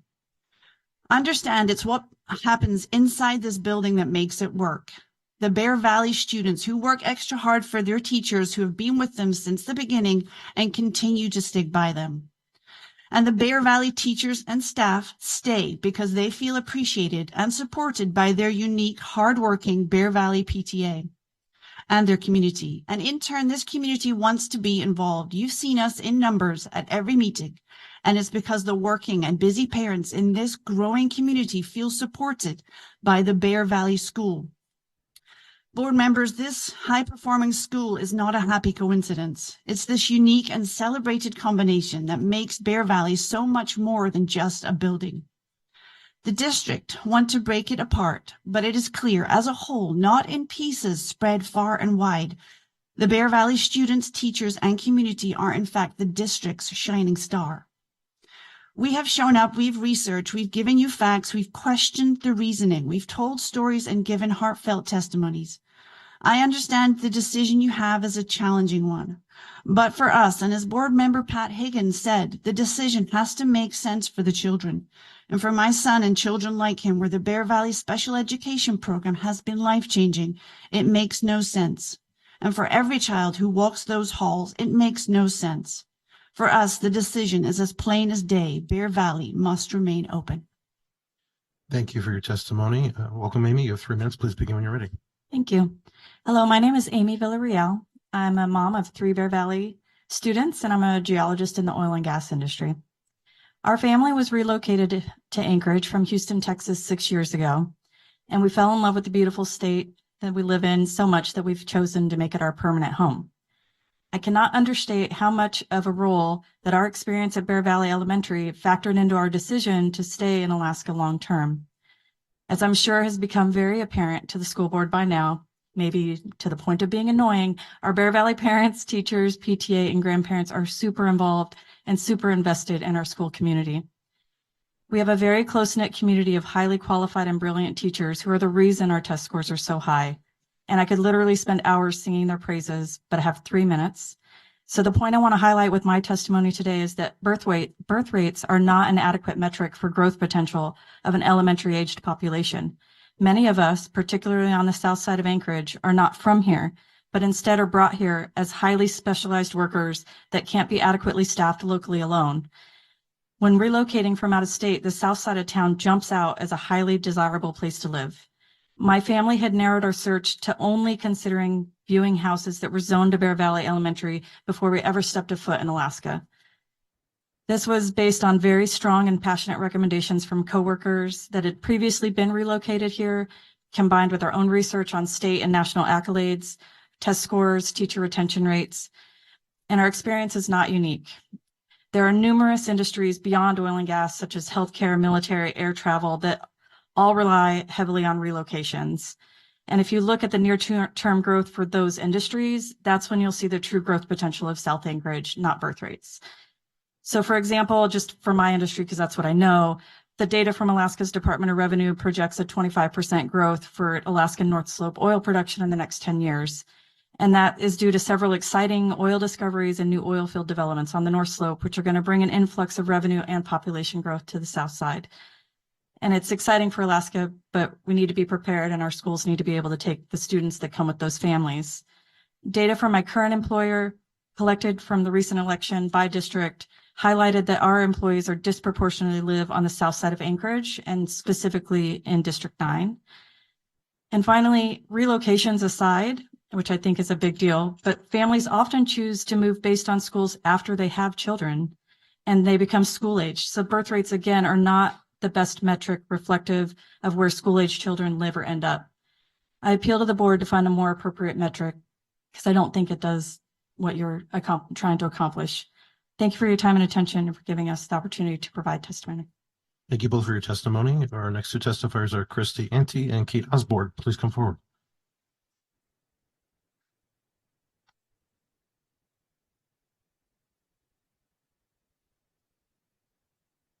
Welcome, Christy. You have 3 minutes. Please begin when you're ready.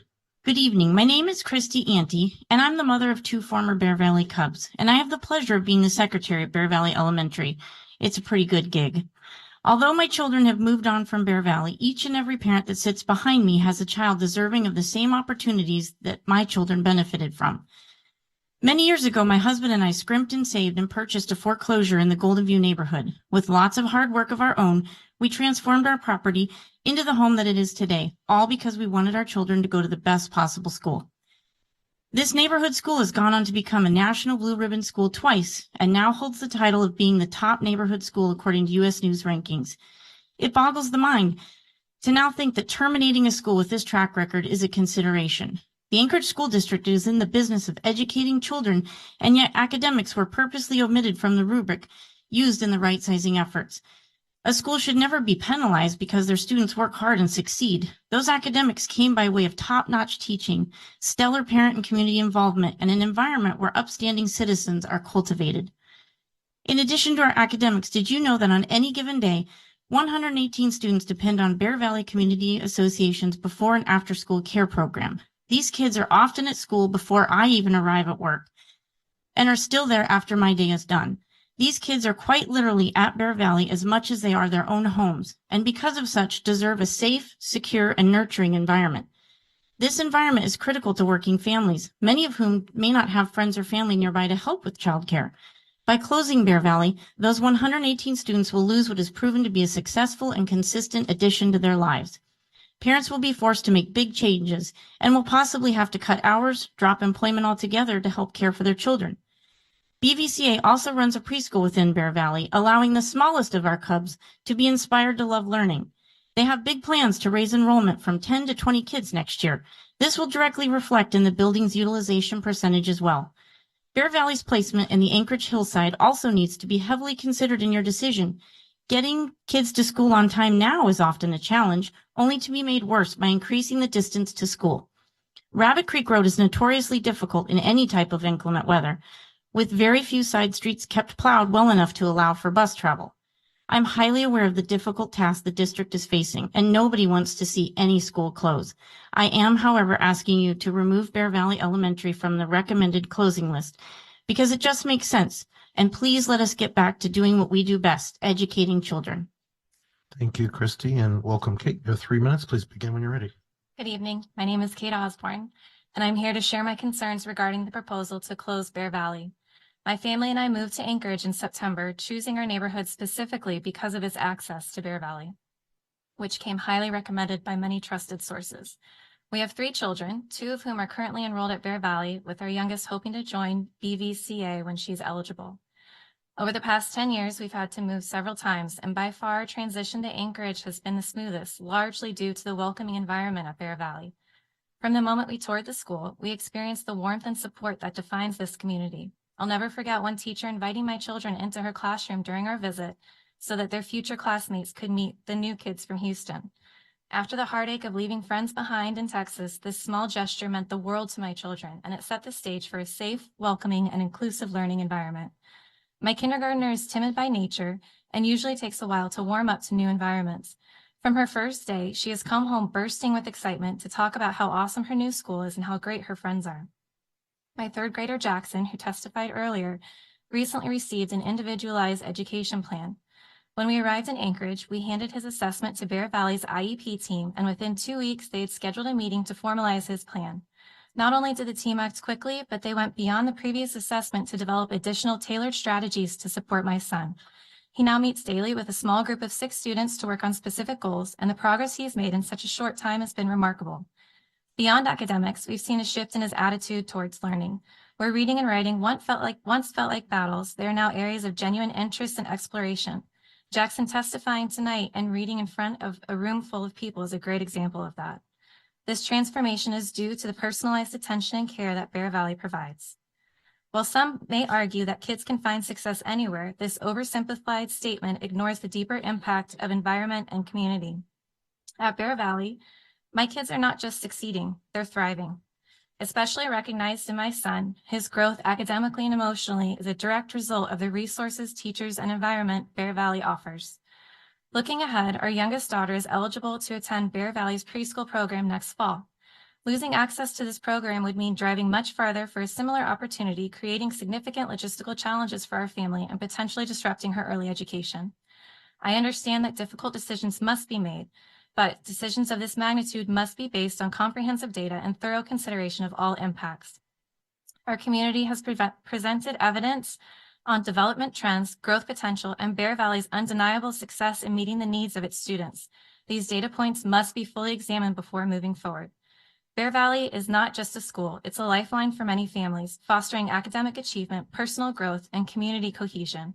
I urge you to weigh the data, consider the voices of the families impacted, and recognize the invaluable role Bear Valley plays in the Anchorage School District. Thank you for your time and consideration. Thank you both for your testimony. Our next 2 testifiers are Mina Allen and Sarah Gilk-Bonner. Please come forward.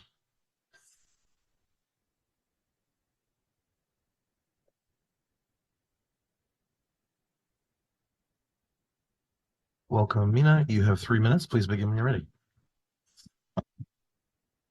Good evening. I'm a proud product of ASD Title I schools. Today I'm speaking not just as a parent, but as someone who understands how strong public education can shape a child's future. I'm here opposed to the closure of Bear Valley Elementary because this decision risks breaking apart something far bigger, a community united by shared commitment to our children's success. This decision feels rushed, based on a flawed rubric that fails to consider what truly matters. One glaring issue is that academics weren't even a factor in the decision-making process. My daughter, on her way to the community conversations at Diamond High, said something simple but powerful. They need to show their work. She's right. Decisions of significance deserve transparency, accountability, and trust. Parents deserve to see how Bear Valley scores were calculated because right now it doesn't add up. This isn't just about numbers. It's about people. It's about the children whose futures you hold in your hands. I could break down the rubric 7 points, but instead I'm going to share my story, a story of perseverance, a vital role of community schools shaping lives. I grew up here in Anchorage, attended North Star, Central, and West High, the same schools my mother attended. My family didn't have much, but my education gave me everything. It taught me resilience, opened doors I couldn't have imagined, and showed me the power of community. As a child in special education, speech therapy, and gifted program, I was supported by teachers who believed in me and schools that embraced kids from every background. Those experiences shaped me and who I am today, and I want the same for my children. When my husband and I moved to Golden View, I was hesitant. I had the stereotypes of hillside schools about them being places of privilege far removed from the struggles of real life. But when my kids started at Bear Valley, I quickly learned that parents are parents, no matter where they live.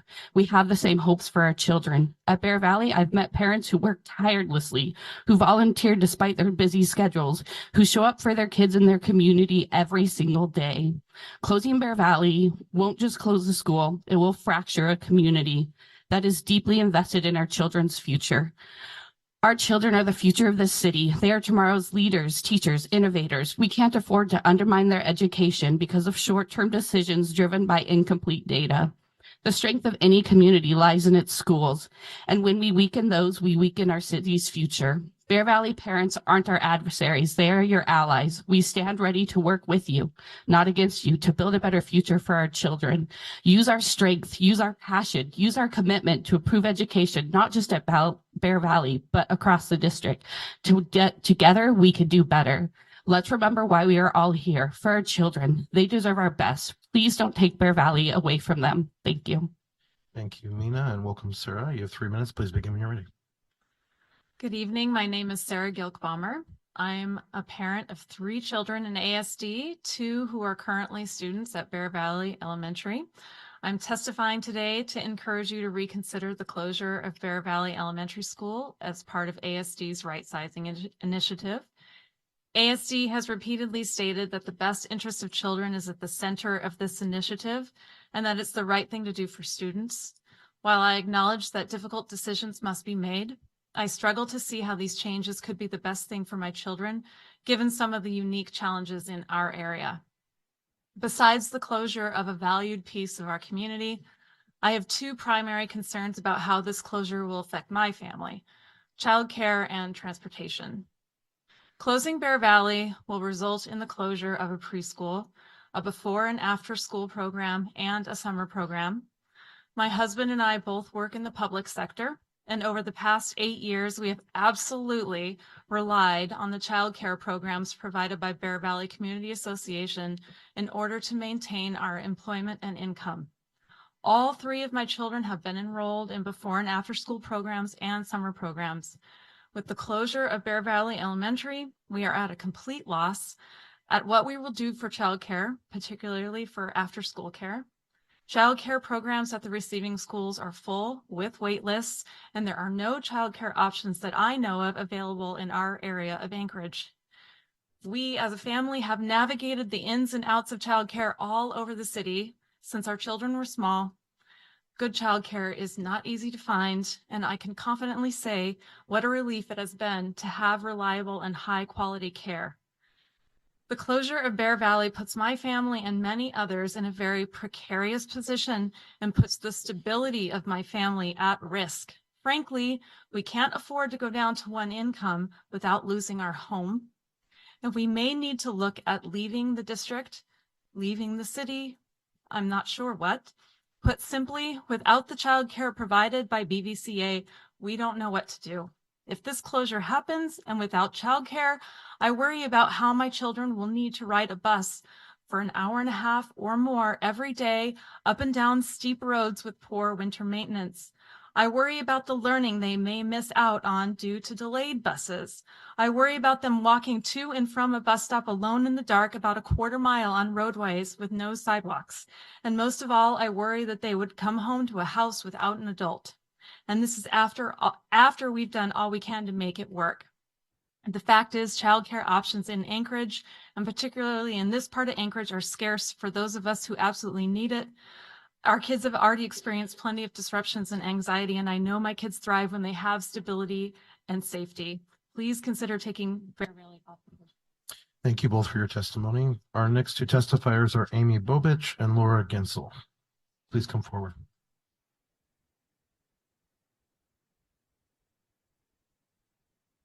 I'm Laura again, so I'd like to submit my testimony in writing instead. Thank you. Thank you.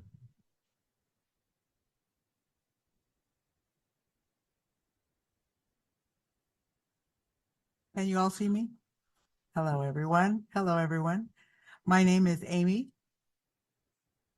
Hello, my name is Amy Bobich. I'm here as a parent. Two of my children are at Bear Valley. We are new to the area. We just moved in, as many of our parents here are excited about the move to Bear Valley when it opened. I was nervous when I went in because I've lived in 2 other states. As a deaf mother, it was a struggle for me to access education for my children. How can I connect to the school? What events will be without an interpreter? Bear Valley is literally the only school that has provided an interpreter for me as a deaf parent. My whole family was able to participate and engage in community events at the school. That is a huge impact on our family, especially for myself as a mother. I feel part of this beautiful community. It is really wonderful seeing my children be accepted and excited. I'd like to add, I have a 3rd child over here, hopefully in the future, a cub. Will be in the preschool program when it just opened. I was thrilled. I personally am a teacher here in the Anchorage School District, and it's really valued our education in the district. For myself, I was nervous as a teacher and as a parent. If you close Bear Valley, the daycare, childcare would be able to I would not be able to participate in professional development because I know my children would be in the care program and the summer program. My children can be involved in the routine that summer camp involves. It's very important for that care. If Bear Valley closes, I'm like, where will I be able to put my children so I can maintain my job and my housing in the community? Our children's my children joined Bear Valley. They struggled at first. I was wondering if they would be able to connect. They said they would not like school, but they connected with the teacher immediately, with their community, and that's through SAC. I felt their confidence build. They're thriving this year and last year. I don't want to lose that momentum. I worry if Bear Valley closes, friends and peers will be fractured from this community, and my children will have to transition to another school. The third worry is about the commute. I live really high on a mountain, and they will be sent, and it will be added another 20 minutes to the morning. I already struggle to get to work on time with BBCA childcare. If they go to a different school, I'm not really sure how we can plan the morning as parents, and we need that support. So all in all, my point is I want to continue to see Bear Valley continue to be open. It's a huge part of our community in that area. Thank you so much. Thank you, Amy. Our understanding Laura Ginsel is going to submit written comments. Our next 2 testifiers are Kevin Marsh and Erica Monahan. Please come forward.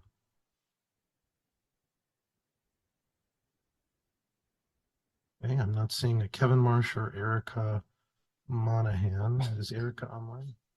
Okay. All right, our next 2 testifiers then are Troy Carlock and Sydney Olson. Okay.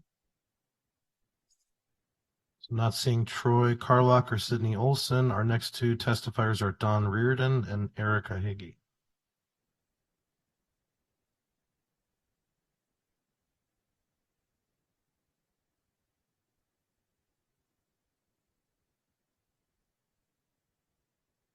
Welcome. You have 3 minutes. Please begin when you're ready.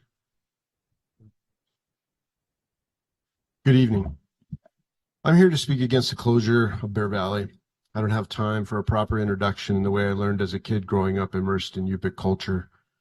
As this process is rushed in that way, Western culture seems to rush everything. What I will tell you is that I attended and taught at public schools in the villages of Southwest Alaska. I moved there when I was in 2nd grade. The Yupik name I was given is Datuk. I've never publicly said my Yupik name outside of where I grew up, because as an outsider, I didn't feel like I had done enough to earn the name. I say it now to invoke the strong spirit of my namesake, Because now more than ever, I have a better understanding of what it feels like to have outsiders come in with a grandiose plan to alter your community forever. The threat to close Bear Valley feels all too familiar. This was my son's school, now my daughter's. I'm here for her, but more importantly, for two UPIC students whose mother moved her children with special needs to Bear Valley. I'm here as a voice for those special children who came for our school for consistency and an opportunity and services not available in their home village. Regarding these closures, I want to tell you what it's like to live in a place where the face of your school is ever changing, where there's no consistency, where the teachers and administrators are always new and almost always outsiders who arrive with big ideas and leave with everything broken. The tide of perpetual inconsistency floods our students with adverse childhood experiences. If you want to talk about big feelings, let's talk about a state with the highest rate of self-harm. I've lost classrooms of friends, acquaintances, and former students, not just one or two classrooms. It's haunting. Believe me, I'm haunted by a state who leaves our youth hopeless. We bring in new leaders instead of growing our own. We constantly look outside for answers. It's a broken system when you contract an outside agency to headhunt schools to close. I won't even get into the irony of their name, Western demographics. It's this mindset that fails to work alongside the community, a mindset where the kids are going to feel like we failed them. I can only hope my own daughter won't suffer from the adverse experience of losing her neighborhood elementary school. I can't help but think how she'll be haunted too when she makes her mile walk home from the bus stop after what will be 30 or 40 minutes on the ride home from O'Malley. A haunting reminder when she looks down at the Bear Valley Elementary empty. Another loss to some outsiders smarter than all of us. Or we reset, we slow down, make an informed community-based decision that isn't right sizing, but right. Guyana. Thank you for your testimony and welcome, Erica. You have 3 minutes. Please begin when you're ready. Hello, my name is Erica Hagee. I'm testifying tonight in opposition of Anchorage School District's suggestion to close Bear Valley Elementary School. I'm a parent of 2 Bear Valley children, 1st and 3rd graders. My husband and I are proud products of ASD. We are contributing members to our Anchorage community, both working professionals, property taxpayers, and registered voters. After living out of state for several years while pursuing higher education and advancing our careers, we returned to Alaska 2 years ago to share our skills and services with this amazing community. Our number one objective during the house hunting process was to buy a house zoned to Bear Valley. We would not consider any other elementary school other than Bear Valley due to its impressive academic achievement and outstanding reputation. And we are not alone. Data shows 25% of families move across solely based on the ranking of schools. My number 2 objective was getting on the wait list for before and after care at Bear Valley, as I had been warned of the childcare crisis in Anchorage. My husband and I are both hardworking professionals in this community, and we need to know our children are taken care of before, after, and during a school day. We were delighted to hear that BVCA has an outstanding reputation and provides exceptional before and after care for over 100 Bear Valley families. I echo and support all of the Bear Valley parents, teachers, students, and alumni for their testimonies thus far. They've done an excellent job demonstrating how this rubric is fundamentally flawed and missed the mark on identifying schools' candidacy for closure. A rubric that is missing the main objective of education, academic outcomes. Interestingly, academic performance was cited as the 3rd most important factor in the decision of which schools in ASD to be closed. However, it failed to make the rubric. And the November 4th meeting, ASD members stated the goals of right sizing as a way to improve the delivery of effective educational material and improve academic outcomes. Bear Valley is a center of excellence, ranking number 2 on Best Alaska Elementary list, 2-time National Blue Ribbon Award winner within the last 10 years. The Bear Valley students are thriving while scoring double-digit deltas higher than other schools with similar demographics on the AK Star test, all while utilizing their building year-round that is fully staffed, has a waiting list, and considered a community center to an area of flourishing residential expansion. I'll close with referencing the current ASD website under right sizing. The district can provide better educational opportunities more efficiently in staff buildings, such as Bear Valley. Senator Kathy Giesel took the words right out of my mouth. Rather than close Bear Valley, ASD should be attempting to replicate the successes of Bear Valley Elementary throughout the district. Thank you. Thank you both for your testimony. Our next two testifiers are Avery Stanek and Jeffrey William Robinson.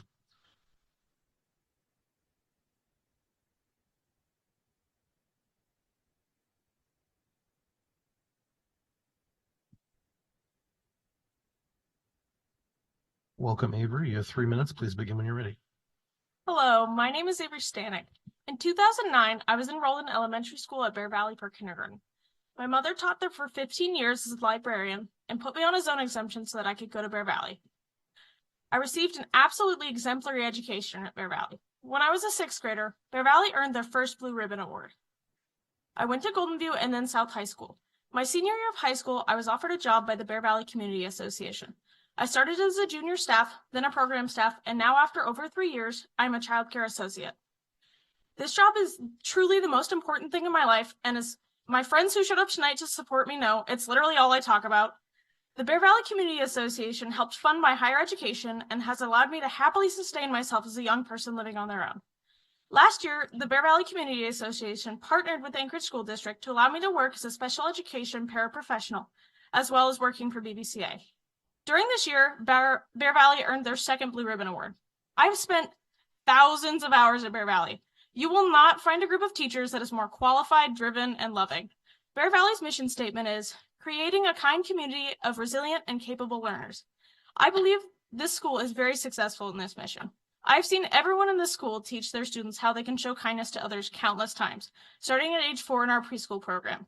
I've seen the resilience of these children in all areas of the building, but especially in the special education department, where these children strive every single day for success. And everyone has seen how capable our learners are, boasting some of the highest proficiency levels in reading and math in the district. This is a school that is more than meeting the needs of every single child that walks through those bright red doors. Please come to Bear Valley and see us in action. There's absolutely no reason that our Bear Valley graduates should no longer be able to meet on the big hill on their high school graduation day for generations to come. Thank you. Thank you for your testimony and welcome, Jeffrey. You have 3 minutes. Please begin when you're ready. Thank you, Mr. Jacobs. I come from a family who's always appreciated public education. My grandfather was commissioner of education for my home state, Rhode Island. My grandmother was an English teacher for her career. My father served on the school committee in my small town for over a decade. And looking at all the school board members present at this meeting, I want to thank you. I remember many nights growing up when my father was late coming home, trying to catch the last 2 innings of the Red Sox game, and sometimes he couldn't make it, right? And now I understand the dedication. I look at your faces and I understand how engaged you are and how hard of a decision this is. I'm an attorney. My wife is an attorney. My wife has testified at a previous hearing. I have 2 daughters. One is in 5th grade. One is in 4th grade at Bear Valley. As an attorney, I tend to think logically about most issues. I'm almost overly analytical about things. But more than anything, I think emotion has driven this for our family. I don't want this to be our civics lesson. I don't want to have to call 3rd graders and 4th graders and 5th graders to this committee to testify before you. We have enough political issues going on in this world, whatever side of the aisle you stand on. We should reward excellence. We should reward commitment. Let's let logic and common sense prevail. Dr. Bryant, I welcome you to our committee.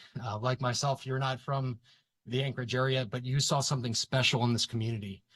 And I promise you that if you were to invite your colleagues from graduate school, professional superintendents from around the country, and you were to show them what a community looked like, you would want them to see Bear Valley. So thank you for your time and attention. Don't listen to me. Let's not do this to our kids again. Let's let common sense and reason prevail. Let's work together and save our district. Thank you. Thank you for your testimony. Our next 2 testifiers are Crystal Hans and Benjamin Carlson.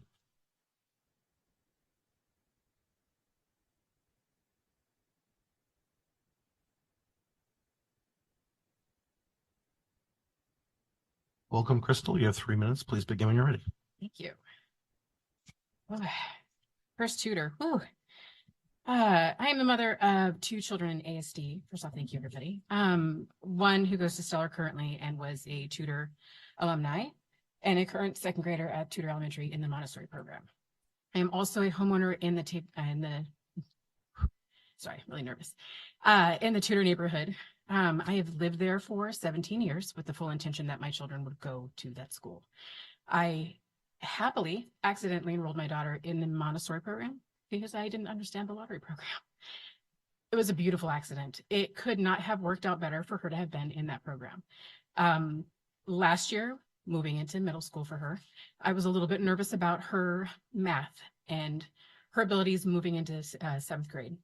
And I will say that I did seek outside tutoring or the possibility of. Thankfully, because of the beautiful nature of a Montessori program, everything clicked for her. She is getting all A's across the board. And it just was a wonderful thing for her. And I could not have asked for that. It's just, like I said, a beautiful accident. In regards to listening earlier to the work session, I have to say that I have a few things that I'd like to add. For growth potential, because I do live in the neighborhood, when you drive into the neighborhood, there are no less than 5 houses for sale currently. I have seen nothing but young families moving in. On page 25 of your booklet from the work session in November 4th, you listed Tudor neighborhood as having a low growth potential, but in your own paperwork, Tudor was listed primarily as blue and tan, listed as higher growth potential, and then a little bit on the lower side. So it didn't really match what you guys are saying. Tudor neighborhood is actually a great growth potential, and I'd like you guys to relook at that. As far as staffing issues, I would say that for us to be specifically targeted for our staffing issues is sort of a false narrative. You guys said yourselves that the staffing issues have been a big issue for the entire district. We're a small program, Montessori specifically. For us to have lost those teachers, any loss is a big loss. One of them we lost specifically because of your time changes. She couldn't make it from Eagle River any longer. I don't think that's a fault of ours. I think that's a fault of just ASD in general and teacher shortages. It's just happening to everybody. We shouldn't be held accountable for that. We currently do have 2 long-term subs. Oh God, I'm running out of time. 2 long-term subs. They have jumped in full force and they are amazing and they are doing a wonderful job across the board. So please don't discount them. I would like to say also for diversity that we are very diverse, and it mentioned that you're going to move us to the east side, maybe as a possibility. Why? We're already diverse in the location that we're at currently. Why can't we just stay where we're at? Those students need us just as much as the ones on the east side do. So that's all I have to say. Thank you for your testimony, and welcome, Benjamin. Your 3 minutes. Please begin when you're ready. Thank you, Anchorage School Board, for the chance to speak tonight as a Bear Valley Elementary parent. I'm concerned about the right sizing initiative and what it can mean for our school and the larger community. I work for an energy company headquartered in the lower 48, and when offered a role with our Anchorage office, my family jumped at the opportunity. The prospects for our industry and the economy here are exciting, but moving to Alaska is not without its challenges. And as new Anchorage residents, we were looking for a community that would welcome us as neighbors and that we could call home. We researched the schools in Anchorage, and Bear Valley was our first stop. We watched the Bear Valley bus unload a group of kids in short-sleeved t-shirts and snow boots. And it wasn't long before our 2 boys were on that bus. Bear Valley and the schools it feeds are a huge attraction for families moving to Anchorage. I've been reading and listening to the right-sizing information the school district has provided to parents and stakeholders, and I share many of the concerns that have been voiced since we received the news. We're told that closing and repurposing the schools listed in the right sizing initiative may help with the district's budget deficit. But does this benefit outweigh the lasting damage done to the affected communities? The things that make Bear Valley Elementary such a special place are not easily recreated. This school is an example of what's great about Anchorage, and it should be treated as part of the solution in reversing the city's population trends. At the Bartlett High School community conversation, we heard that we could potentially see a school permanently closed this year and 6 years later be the site of a brand new school building. How does that strategy square with the objectives of the initiative? Schools are more than buildings, destroyed and reconstructed. They are at the heart of communities, whose strength can be measured by the energy you've seen from Bear Valley families in the few weeks since this conversation began. We should be looking for ways to capitalize on what's great about this city, not accelerating its perceived decline. As residents, we want Anchorage to continue to attract more families to live and work here. High-performing schools are sought after by transplant families. They offer stability and rigorous academics. If Bear Valley is closed and its students and staff spread across the district, you lose a winning combination that's greater than the sum of its parts. Thank you. Thank you both for your testimony. Our next two speakers are Ryan Zins and Rebecca Fiddler.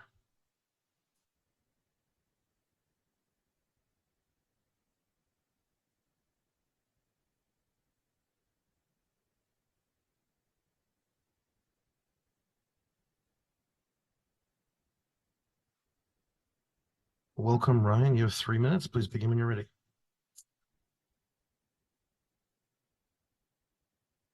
Good evening, members of the school board. Thank you for giving me the opportunity to speak tonight. My name is Ryan Zins, and I'm here not just as a parent, but also as an employer to express my deep concern over the proposed closure of Bear Valley Elementary School. Excuse me. Closing the school would not just be a logistical inconvenience, it would be a devastating blow to our children, our families, and our community as a whole. Bear Valley is not just any school. It's a nationally recognized institution, ranked second by the U.S. News and awarded the prestigious Blue Ribbon designation twice in the past 10 years.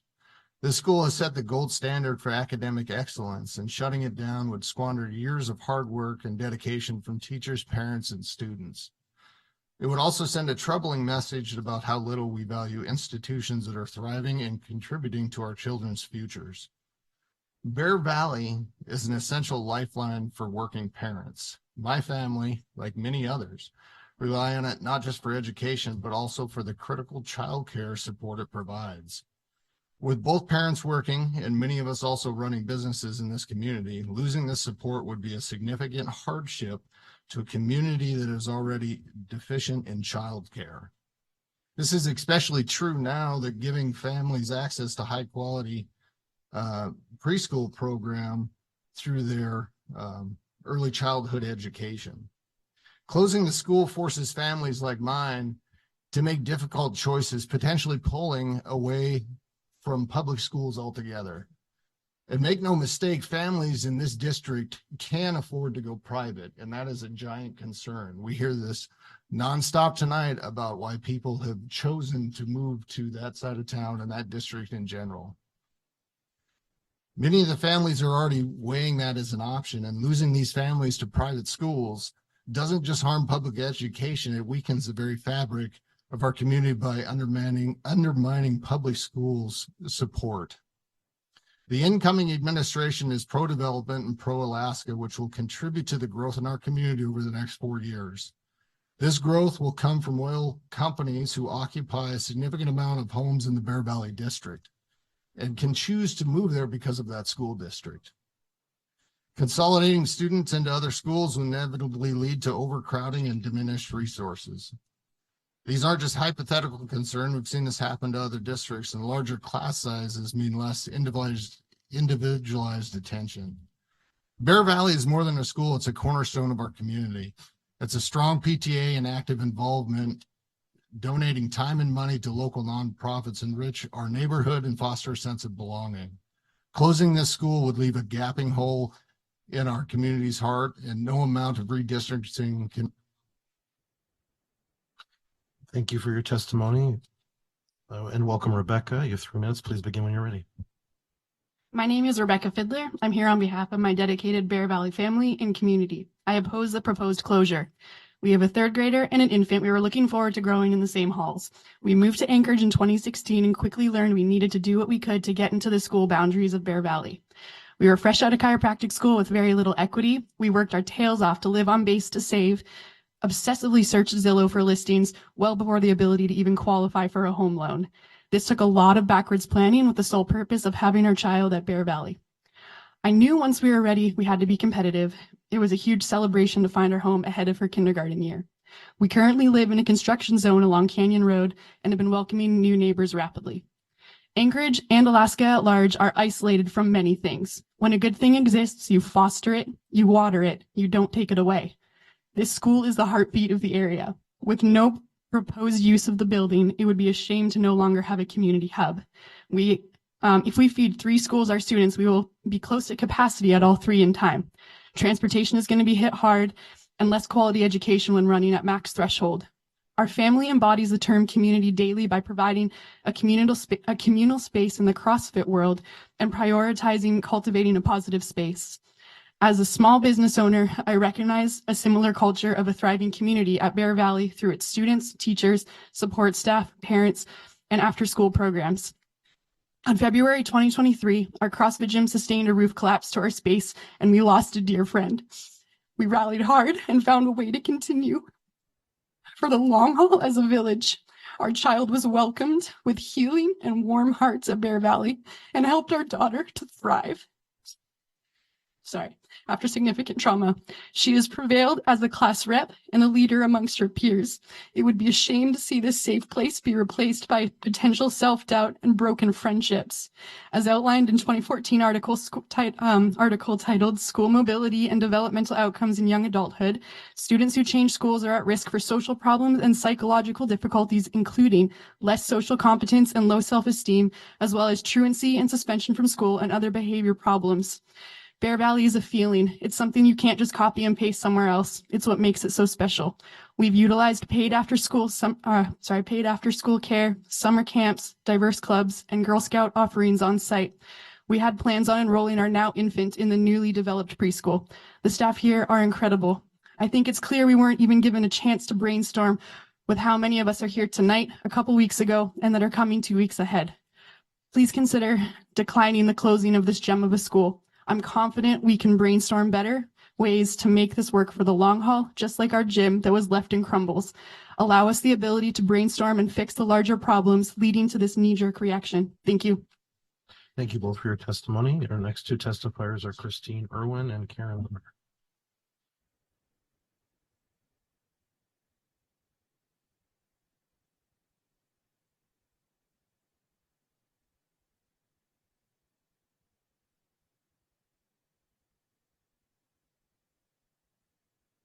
Welcome. You have 3 minutes. Please begin when you're ready.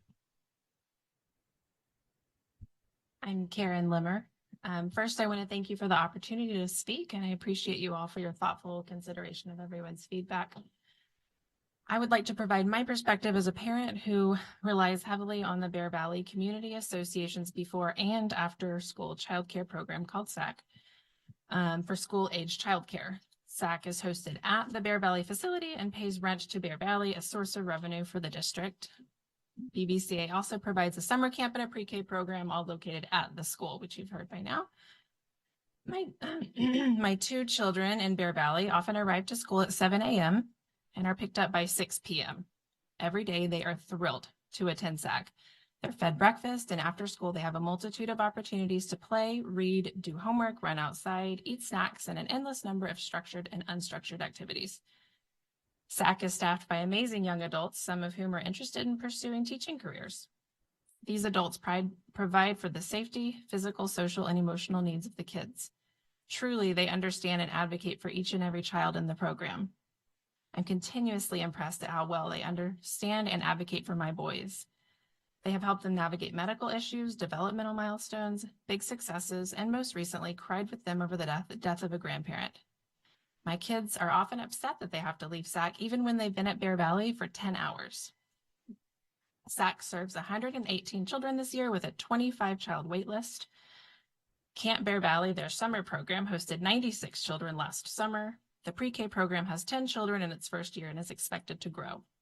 I've come to understand that the 3 schools we are proposed to be split between do not have before school care, but they do have aftercare with smaller numbers, currently at capacity and a long wait list for each. I'm a nurse practitioner at the Alaska Native Medical Center. I'm humbled and honored to care for Alaska Native people who are battling cancer. I love my job and think I provide an invaluable service to our community. My husband and his colleagues are working tirelessly to solve the looming energy crisis facing our state. If Bear Valley and therefore BVCA close, one of us will have to quit our jobs. And we are hardly the only parents of SAC kids facing this decision. There are not other childcare options on the hillside. I understand the challenge of your decision, but I propose one solution would be to work with BVCA as a model for similar programs in other schools, all of whom deserve a safe place for children to go while their parents work for the essential industries of our state. Thank you for your testimony. Our next two testifiers are Carissa Silva and Carolyn Storm.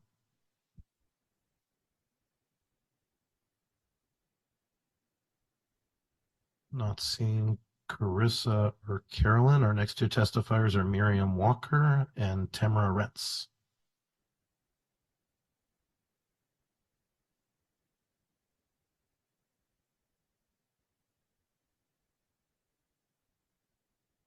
Welcome, Miriam. You have 3 minutes. Please begin when you're ready. Good evening. My name is Miriam Walker, and I'm asking you as the parent of a current and future Bear Valley Cub not to close Bear Valley Elementary School.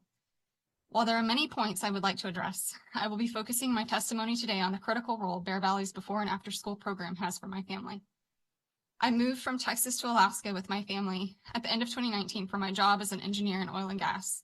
When we moved up here with our then 2-year-old, it took us over 11 months to get our daughter into a daycare because our city faces a crippling childcare crisis.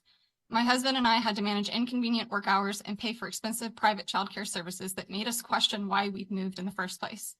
We chose to purchase the house we did so that our kids would be slotted to attend Bear Valley Elementary School, an excellent school that offers before and after school care options through the school-age childcare program called SAC.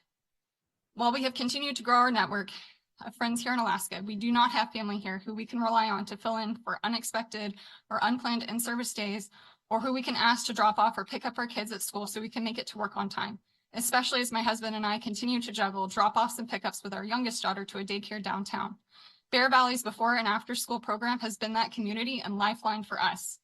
While many parents across this district were scrambling to coordinate and then re-coordinate their childcare and work plans over the past 2 years in response to changing school day start and end times, SAC has offered stability and peace of mind, maintaining its hours of 7 a.m. start, 6 p.m. stop to meet the needs of parents in our community, also offering full day support on in-service days. Our children continue to flourish in this enriching environment where they have opportunities to pursue their interests with offerings such as Spanish Club and an arts and crafts club, to name a few.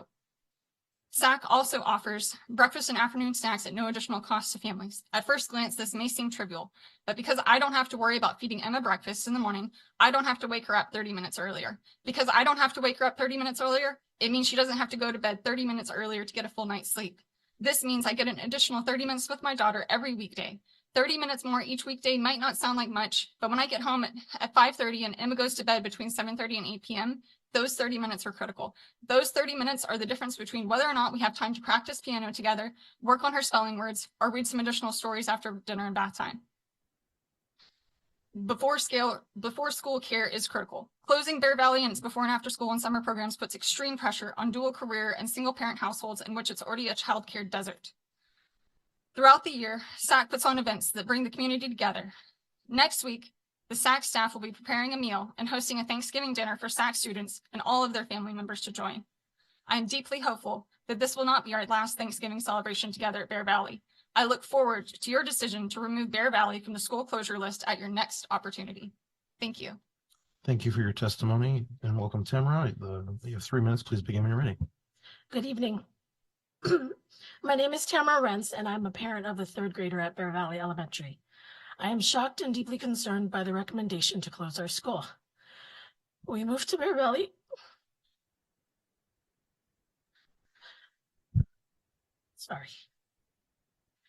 We moved to Bear Valley in 2016 specifically because of the school. It was a key factor in our decision to purchase our home here. After we carefully researched, we determined that the school aligned perfectly with the values, academic excellence, and strong support system we wanted for our child's education. Bear Valley has earned 2 National Ribbon Awards, which speaks volumes about the quality education provided here. It ranks among the top schools in the district in language arts and math and is an exceptional teacher retention, with over 75% of the staff been there for 5 years or more. Some teachers been a part of the school for over 20 years. Despite concerns of utilization rates, Bear Valley operates at 69%, just under the 1% optimal rate. Additionally, the school has a pre-K program through Bear Valley Community Association and rents out classrooms, which were not factored into the rate. There is a wait list of over 40 students waiting to attend Bear Valley, indicating continued demand for the school. BVCA is an invaluable asset to the school, having built a 20-year partnership with the school, provided self-funding before and after school care, summer camps, and various extracurricular activities. Currently, 118 students, including my son, are enrolled in the before and after school program. As a dual income family, we rely heavily on this program, which is our only child care option in the area. Furthermore, Camp Bear Valley during the summer is also run out of the school through BVCA. And my son attended this summer, and we intend to continue to attend as long as it's offered. If the school closes, we would lose critical service. The 3 alternative schools our children would be transferred to do not offer before care, and their after-school programs are full with long waiting lists.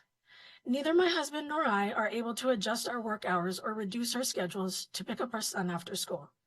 If Bear Valley closes, our only remaining option would be to send our son home on a school bus through the hillside roads, which are hazardous in the winter, and have him walk half a mile from the bus stop to our home without an adult present.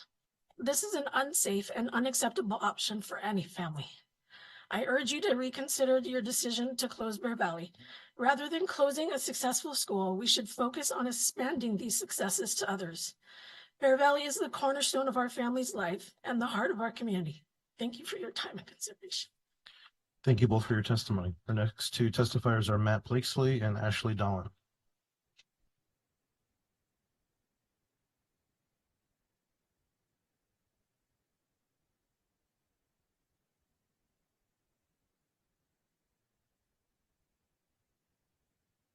Welcome, Matt. You have 3 minutes. Please begin when you're ready.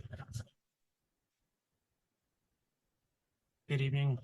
My name is Matt Blakesley. I am a board member of the Rabbit Creek Community Council, and I'm testifying on behalf of the Community Council.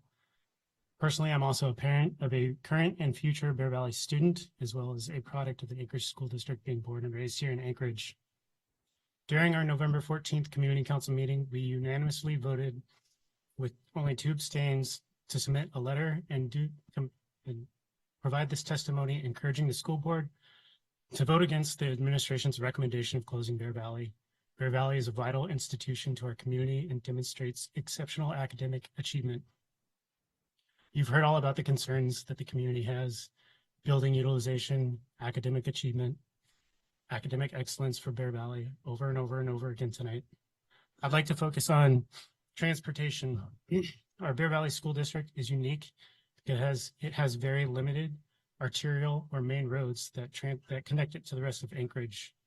Our area already faces challenges in the winter months due to high snow accumulation and hazardous road conditions that are more intense than the rest of the city.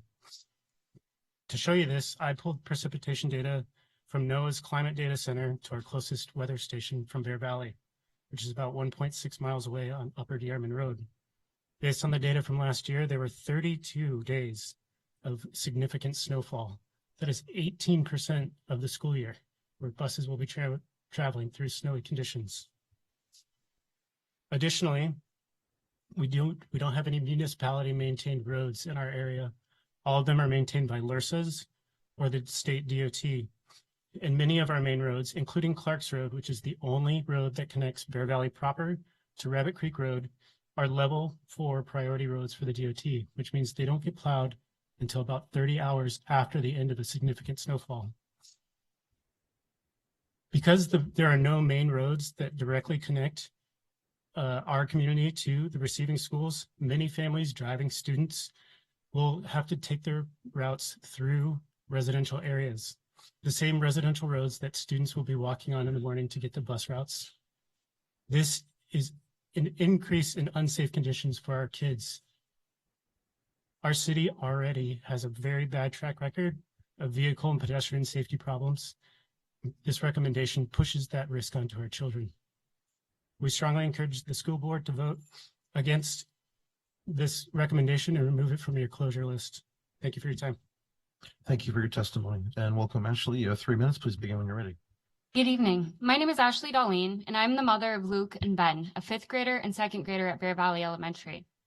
Our family moved to Anchorage 2.5 years ago from Portland, Oregon, for my husband his work in the maritime industry. In preparing for our move, I did a lot of research as I had never even been to Alaska before we moved here.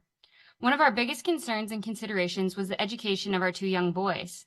I wasn't sure if we would need to seek out private education or if the public schools in Anchorage would meet our standards. I was pleasantly surprised to find Bear Valley, a school that ranked 10 out of 10 on the Great Schools website and had an excellent reputation among other parents. We bought a house, moved to Anchorage, and our boys started kindergarten and 3rd grade at Bear Valley shortly thereafter. On the first day of school, not knowing anyone, I looked around and I spotted a kindergartner wearing a Broncos jersey, which is our home team. I introduced myself to his mom, Dawn, and now not only are our boys, Ben and Tommy, the best of buddies, but I count her as one of my closest friends and greatest supports in our community. Their family has become a part of our extended family. Bear Valley made this possible. You see, the Bear Valley PTA puts together a welcome breakfast for the parents on the kindergartner's first day, so we can start building a community on day 1 alongside our children. Fast forward 2.5 years, and our community has grown. Our children have made exceptional friends and connections to their teachers, and we have found the stability we hoped for when moving here. I volunteer regularly in my son's classes, and while I'm at school, I frequently check in with and hug my son's previous teachers, ask them how their kids are, and hear about their current classes and how much they love their jobs. Imagine our surprise as a community when we found out Bear Valley, our 2-time Blue Ribbon award-winning school, was on the chopping block. By closing Bear Valley, you would not only be shutting down our school, you would be dismantling an amazing, supportive, and tight-knit community. A profound example of this destruction is that based on your new school zoning, my youngest son and his 2 best friends are going to end up at 3 different elementary schools. The teachers they've come to know and love will be forced to go to other schools or be left with no jobs at all. The very heart of our community completely imploded.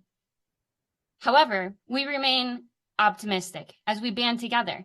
And with that, I present you with another path forward, a path where Bear Valley Elementary serves as a pillar of the Anchorage School District. Let's use the successes Bear Valley has achieved and build on them.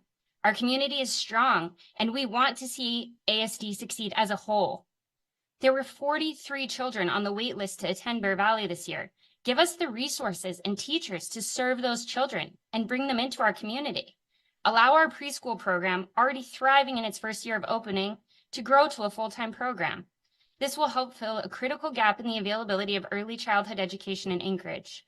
Keep Bear Valley Community Association up and running, providing crucial before and after school care to our students so their parents can work. Thank you very much for your testimony. You're welcome to email your full remarks. Our next 2 testifiers are Art Deline and Rick Farrell.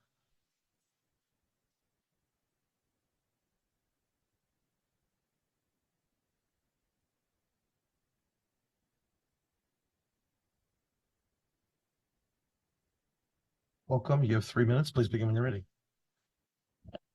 Good evening. My name is Art Darlene, proud parent of 2 boys at Bear Valley. I appreciate the opportunity to speak to you tonight. When I first learned that Bear Valley was on the list of proposed school closures, of course, I was disappointed for our family. But thinking more into it, I realized it would be a disaster for our community, but also Anchorage and really the state as a whole. By any objective measure, Bear Valley is one of the highest performing schools in the state. I mean, all I did was Google rankings for the past couple of weeks, and I thought my algorithm was wrong or had some type of a Bear Valley embedded into it, but it's real. Just Google it. Also, we've heard a lot about the Blue Ribbon Award today. I looked back at the video of last year for 2023, and the mayor of Anchorage was there, congratulating our students, the staff, the teachers, and said Bear Valley should be emulated. And here we are talking about shutting down the school a year later. After coming to the state, I've realized the BSA, the base student allocation, is a critical debate year in and year out.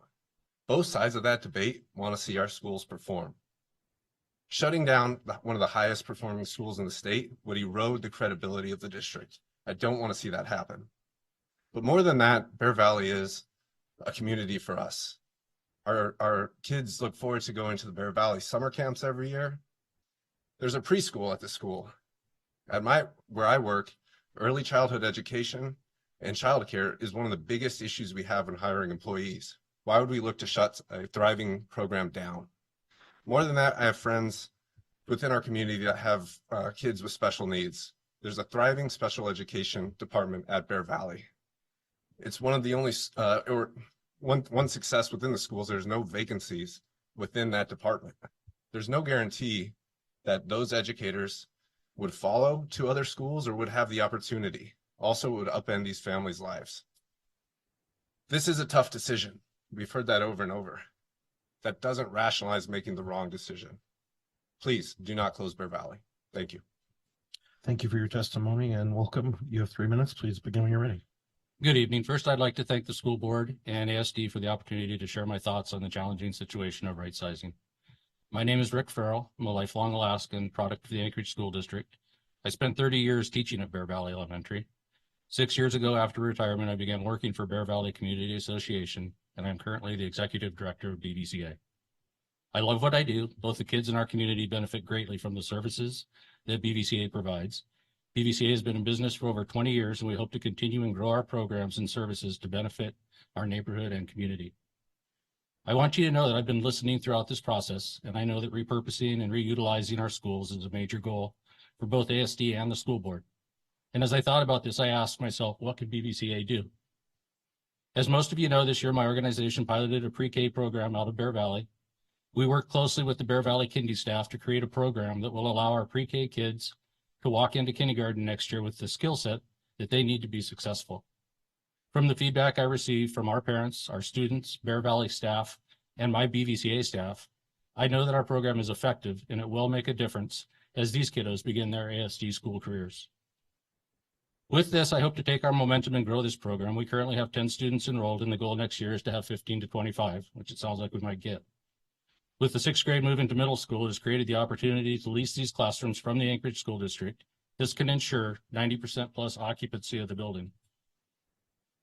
In addition to this, I can foresee the need for daycare so that teachers and other working parents in our area can afford and obtain childcare that is currently non-existent in our part of town. The care that does exist is not only miles away, but it has wait lists to attend. I've also discussed with Mr. Nog, the principal of Golden View, the option of before school care starting at 7 a.m. for 6th and 7th graders that are currently being dropped off at Golden View at 8 o'clock in the morning and sit in the common area of the school until the school start time of 9:30 or 10:30 on Mondays. This will provide a safe, productive space for homework, reading, or just hanging out with their friends.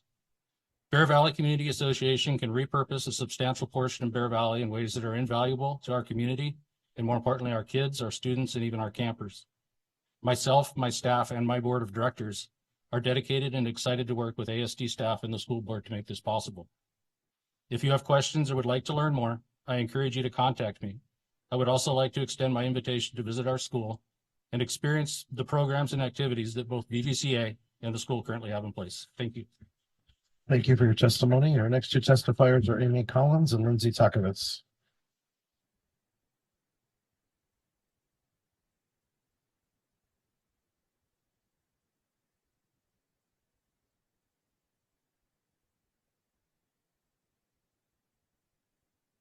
Welcome, Amy. You have 3 minutes. Please begin when you're ready.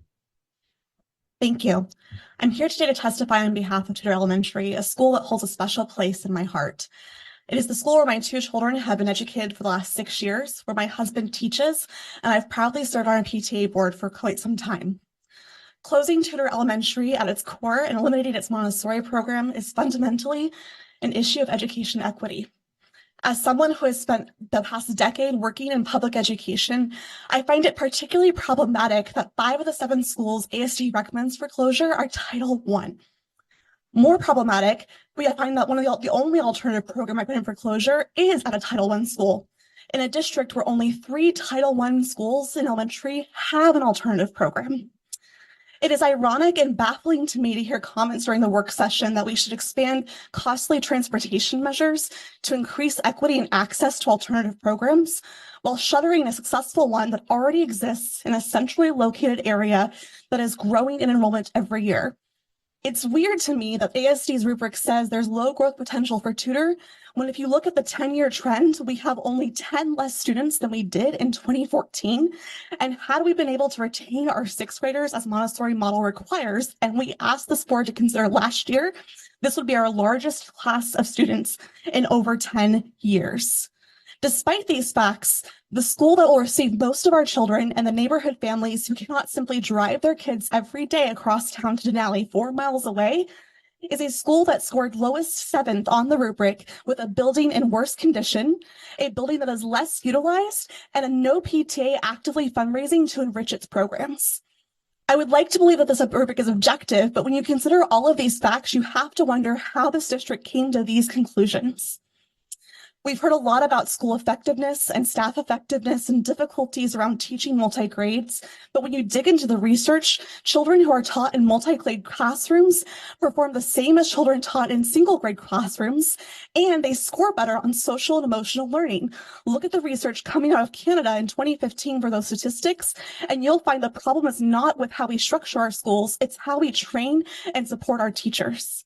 Our 6 Montessori teachers currently teaching at Tutor can't just simply transfer to Denali because we've told you time and time again that half of our program are students who live in the neighborhood and can't just be picked up and put somewhere else, which means those teachers who've wasted their years learning in a specific model have nowhere to go but to choose to either go somewhere else, not teach Montessori anymore, or be completely uprooted by the decision. For all of these reasons, I urge you to take a closer look at what's happening at a school that was cherry-picked out of a rubric that is rushed and not really benefiting anyone by closing its doors. Thank you for your time. Thank you for your testimony, and welcome, Lindsay. You have 3 minutes. Please begin on everything. Hi, my name is Lindsay Takovitz, and I fall into your low birth rate statistic. Early in life, I chose not to have children. I owned a house in West Anchorage, and I loved that area. I had no desire to live on the hillside, but that changed in 2018. My sister passed away, and she left 2 boys orphaned at age 3 and 5. When it was decided that they would come and live with me, we purchased a home in Bear Valley School District. I was advised that the boys would be more successful to attend a traditional structured school, and Bear Valley was the best in town. And I was adamant that I was going to provide these kids every opportunity that I could. They moved to Alaska from Minnesota to live with a family that they barely knew. And only 2 weeks later, kindergarten started. I was so nervous. The teacher we had was awesome, though. She was trauma-informed and had a ton of experience. She really eased the transition for all of us. She provided us support, guidance, and friendship. It was not just her, though. It was the entire community at Bear Valley. BVCA's child care program took in that emotional kindergartner whose life was overturned. They were able to handle his big emotions in a compassionate way. They helped with coping skills and found that art helped calm him down. They have been consistently to support and guide my children as they grow. Flash forward to COVID 2020. COVID hit and everything shut down. I wasn't sure how I, as an essential worker in the medical field, was going to educate my children and go to work. Bear Valley Community Association saw the need and jumped in. They opened up full-time daycare and assisted the kids with their remote learning. They fed them, provided them entertainment, and kept them healthy. It was a huge relief to know that my kids were safe and happy while I was working long hours in the ICU, caring for our family, our friends, our community members. I love that BVCA is always able to see the needs in the community. I still have 1 child in Bear Valley, and he has ADHD, anxiety, and a 504 plan in place. The staff at SAC are currently incorporated into his 504 plan. They escort him to and from class every day. He is more comfortable and less emotional when he knows his teachers and their expectations. The low staff turnover really makes a huge difference. Closing Bear Valley will really impact his progress and his mental health. This year, my oldest has transitioned to Golden View Middle School as a 6th grader. He is excelling in school. He has lots of friends. He's active in sports, and he's learning to play the saxophone. I am so proud of both of my children. they have really come a long way. They have already experienced so much loss in this life. I really beg you to not close their school and take any more away from them. Thank you for your Thank time. you for your testimony. Checking with the board, we have approximately 20 testifiers left. Does anyone in need of a break or can we continue? Okay, hearing seeing none, we'll keep going. Our next two testifiers are, let's see.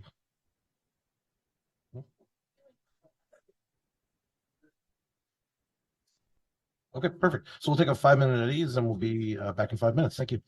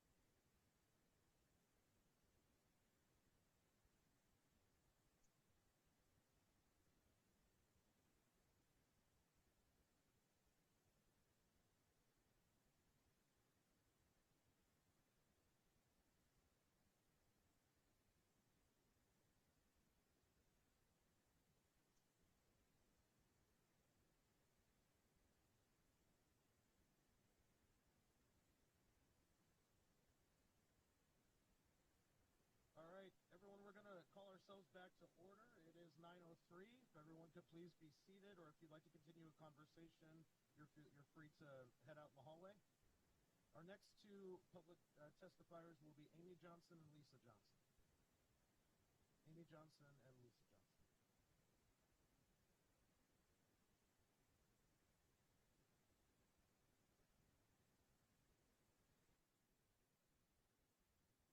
And then not hearing from Amy, Aaron Rule. Welcome you 3 minutes. Please begin.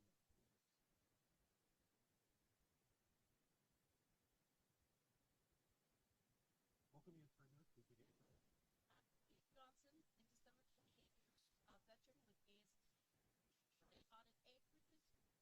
at Anchorage's first school in 2004 and recipient of the 4-year legislative financial incentive to be a teacher because of test scores. I choose to teach at Wonder Park as a 3rd grade teacher. Be a role model to students who share my personal background. Right sizing is premeditated destruction of the heart of a community. It has been strategically devised to pit schools against schools.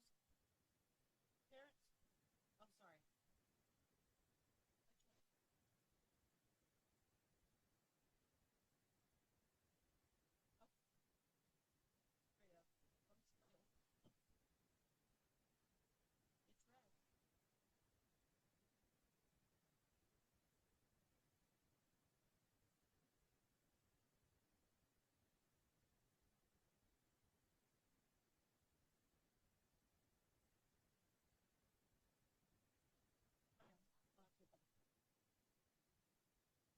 Oh, no problem. I can start over. I promise not to get too excited. Okay. Yes. Lisa Johnson, in December 28-year teacher veteran with ASD, I taught at Anchorage's first Blue Ribbon School in 2004 and a recipient of the State of Alaska Legislative Financial Incentive based on test scores for 4 years. And I choose to be a 3rd grade teacher at Wonder Park to be a role model to students who share my personal background. Right sizing is premeditated destruction of a heart of community. It has been strategically devised to pit schools against schools, parents against parents, all under the guise of doing what's best for children. Go ahead, guys, breathe a sigh of relief. This isn't my school. Let them take the other school. Well, my students are that other school. Let's call it what it is, classism, spatial injustice through the unfair distribution of resources.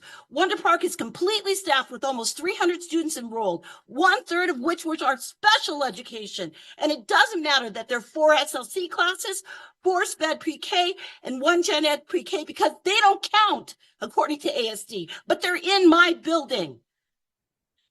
All of them receive the resources they need, the teaching that they need, the academics. Did you know last year, Wonder Park, we got accolades from ASD. Our scores jumped 53%. What other school did that? Come on, we're a Title I school. Sorry. With a brand new reading curriculum. Between my teaching partner and I, we have 60 years of teaching experience. And you're shutting our school down, our more frail students. How can you do this? There is recent data, research that has been done, 2024, that shows right sizing destroys children, destroys communities. Tell me you're doing what's best for children. It's a contradiction. Tell me that closing Wonder Park when you have strategically ignored our pleas for maintenance.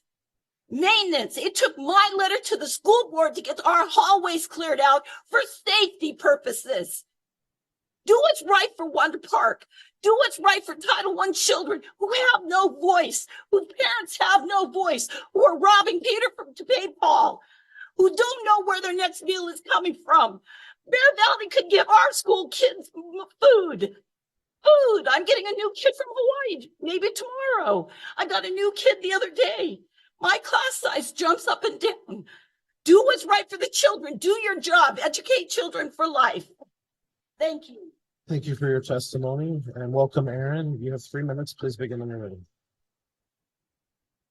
My name is Erin Rubelman, and I'm here to testify in opposition to the closure of Tudor Elementary. I was born and raised in Anchorage, Alaska, and attended ASD school. I have a 1st and 5th grader currently attending Tudor, as well as a 7th grader who attended Tudor from kindergarten through 6th grade. When our 7th grader was entering kindergarten, we were able to secure a spot in Tudor's Montessori program. After starting school, it became apparent that our son struggled with anxiety. Then in November of 2018, the earthquake occurred.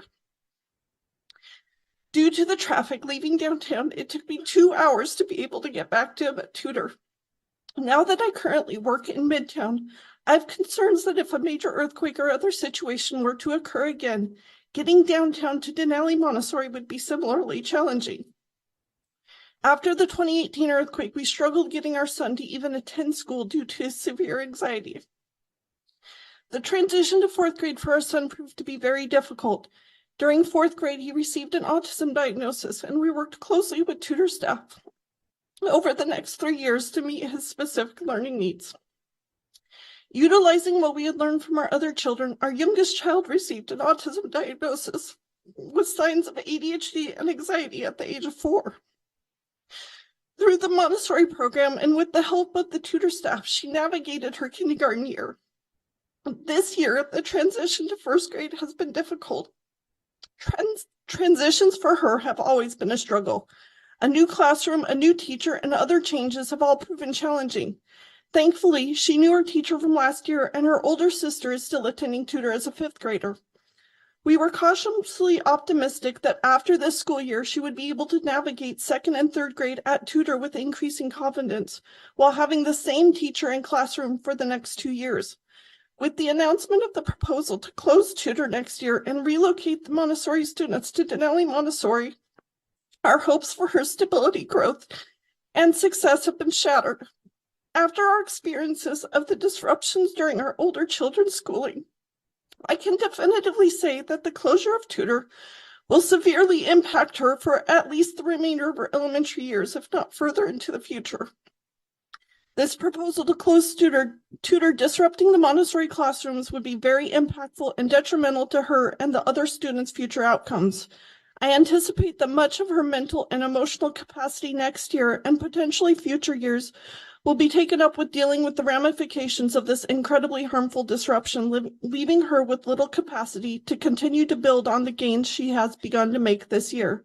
The community at Tudor and long-term staff at the Tudor Montessori program has been our primary reason to stay with ASD. Closing Tudor and putting the students through this disruption will negatively impact their academic, social, and emotional outcomes for many years in the future. I implore you not. Thank you for your testimony. Our next testifier is Kimberly Waller. And our other mic should be working now, and so Lance Martin is also welcome up here.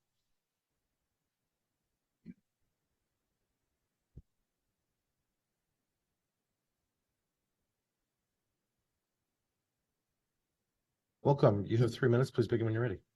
Thank you. Yep. Test 1, 2. Thank you. Hello and good evening. My name is Kimberly Waller, and I serve as Chief Equity Officer in the Office of Equity and Justice under the administration of Mayor LaFrance. I moved back home with my family to be closer to my aging parents. I am a product of the Anchorage School District, and I have more friends who are educators than I can count on my fingers and toes. When we were researching school districts and trying to determine where we would enroll our daughter, it quickly rose to the top that we should do our best to get her into Bear Valley Elementary. And I will say that it is confusing to me, with all of the challenges that we face in our community, and we have so many challenges. This is a very different community than I grew up in. But I don't understand why we're compromising our education. And I think that we have to ask ourselves, not only do we have to elect leaders who value education, but I really think that we have to ask ourselves, and the school district has to ask itself, what message you are sending to those educational institutions who are getting it right. Bear Valley is getting it right in so many ways. Not only you've heard over and over again that they are a blue ribbon school. You've heard that they have a line for enrollment. You've heard all of the great things that they do through civic engagement. But what you haven't heard is from someone who is, new to the district, who is a woman of color, and who very much values inclusiveness. That matters. My daughter is seen and valued at Bear Valley. She is included. She talks about having lunch with Principal Shear, by the way, who is all in, and how that makes her feel. She was selected for her third grade class to speak at the Blue Ribbon ceremony, and she is flourishing at Bear Valley. And that matters to us, and it matters to our families. And so, not to be duplicative to the testimony that you've heard this evening, but I really want you to consider that if you close the school with the accomplishments that Bear Valley has made, you are going to have to answer not only to the community, but to these parents as to what you value. And you're going to have to justify why you would do away with a learning institution who's getting it right. Thank you. Thank you for your testimony. Welcome, Lynch. You have 3 minutes. Please begin when you're ready. Hello, my name is Lance Martin. I'm here today to provide testimony against the proposed closure of Bear Valley Elementary. My wife and I are raising 4 children. We're doing our part to reverse the population decline. We've got 2 in Bear Valley and 2 more starting over the next 5 years. I'm a technical guy and a big fan of numbers, so that's immediately where my attention went. When the rubric was first released, I started comparing data for consistency. For example, in terms of capacity, Bear Valley is the only school of the 4 in the local area where the building area per student does not exceed the state guidelines for 114 square foot per student. I only recently discovered that ASD calculates capacities by homeroom, so I've not had a chance to validate. Next, I attempted to replicate the size and utilization factor by calculating student per square foot. Then I normalized the data to the number of unique inputs values that were entered into the rubric to see if I was able to replicate the published results. The checks mostly matched, but there were a few discrepancies, including Bear Valley. Unfortunately, it was at this point that I realized that the rubric was missing the final quintile of data, so I'm uncertain if my analysis is correct. Then I completed an enrollment forecast analysis based on actual enrollment since 2017 to capture near-term trends. The outcome for Bear Valley was significantly less dire than what was data represented in right sizing is showing. Finally, I started considering how cost of deferred maintenance was ranked and normalized. My understanding is that no analysis was completed for code requirement, urgent maintenance versus opportunity work. As a professional who supports a vast amount of aging infrastructure, I find value in an analysis that includes a comparison of strictly necessary maintenance across the board. Based on my review of the data, I can't help but wonder if proper data validation and normalization was completed to perform an equitable assessment. All right, everybody, go ahead and put your Algebra 2 books away if you got them. At this point in my analysis, I realized the student's chance of success cannot be boiled down to numbers on a spreadsheet. It goes beyond the test scores in classrooms. So that's when I dove into the proposed benefits. Unfortunately, I have not seen analysis or data provided on what benefits the students in these schools that are proposed for closure would realize. More resources for students. I'm concerned that my kid will have fewer resources. Ensure students receive equitable academic offerings. Closing Bear Valley is reducing access to desirable schools by closing one down and filling 3 others. This will minimize benefits of Strategy 2028 guardrail to increase percentage of applicants from underrepresented students in lottery. Increase extracurricular sports. Concerned my child will have less offerings. Better number batch of buildings to enrollment. My understanding is that Rabbit Creek School will be overutilized with initial enrollment and will be using mobile classrooms to add additional floor space. Closing a school in this area simply does not make sense. In closing, I question the value and validity of the data used in this analysis. I want to echo what a young gentleman said here earlier tonight. Please consider going back to the analysis for completeness. Right-sizing Bear Valley simply does not achieve any of the stated benefits. There are also no targeted numbers for measuring these benefits so parents in the district can measure. There are only... Thank you both for your testimony. Our next 2 testifiers are Melissa Williams and Julene Ragas.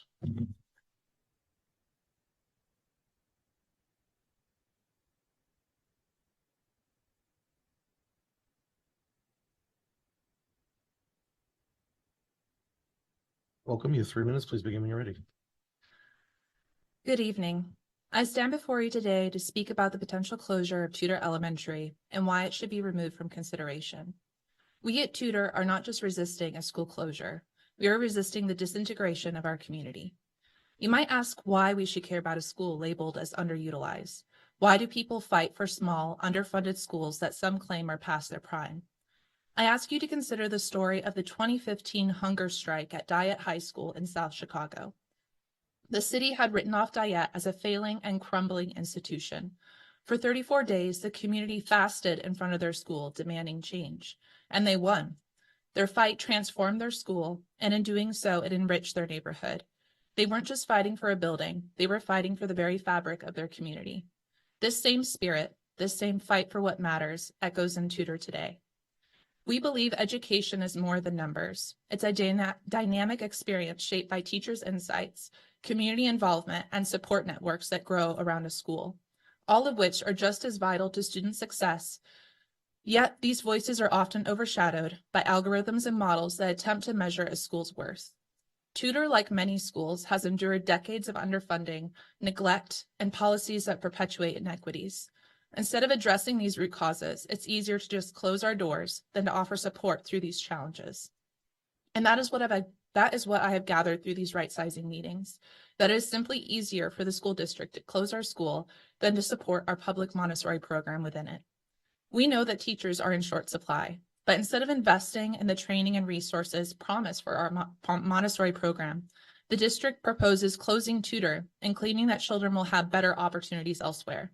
But long commutes, transportation costs, and the loss of a neighborhood school will create barriers, not opportunities. Being forced to send our children to Denali, 4.5 miles away, to be able to continue their Montessori education is not just an inconvenience. It creates a monopoly for those seeking a Montessori education, limiting access for future families. What the district calls a choice is actually exclusion disguised as an option.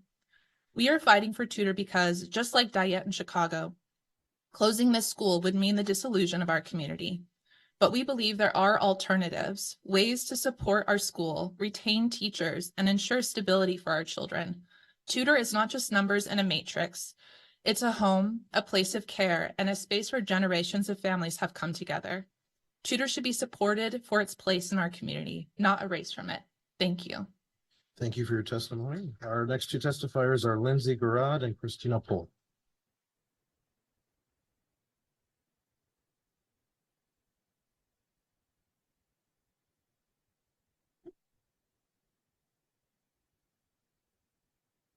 Welcome, Lindsay. You have 3 minutes. Please begin when you're ready. My name is Lindsay Garrett, and I am the mother of one current and hopefully 2 future Tudor Elementary School students. When we moved into the Tudor Elementary School neighborhood in 2020, the proximity to the school was a huge selling point. We didn't realize how big an asset it actually was until our daughter started attending Tudor Montessori 3 years ago. She's been in the Montessori program her entire time at Tudor, and while we strongly believe in the value of the Montessori method, what we have come to love the most is our neighborhood community. It is one of the last true neighborhood schools in Anchorage, and in case you've never been there, let me paint you a picture. Tudor Elementary is nestled deep in the Wickersham Park neighborhood, surrounded by residential development on every side, with 27 backyards abutting the property. There are multiple easements from the neighborhood that are used daily by walking students, and the playground connects directly to the Campbell Creek Trail system, a resource that is frequently used by teachers for science lessons. While we can all agree that our schools and students should be properly resourced, to borrow a phrase, the benefits of a neighborhood school like Tudor go far beyond the classroom, and our children's well-being cannot be reduced to a decision matrix on a sheet of paper.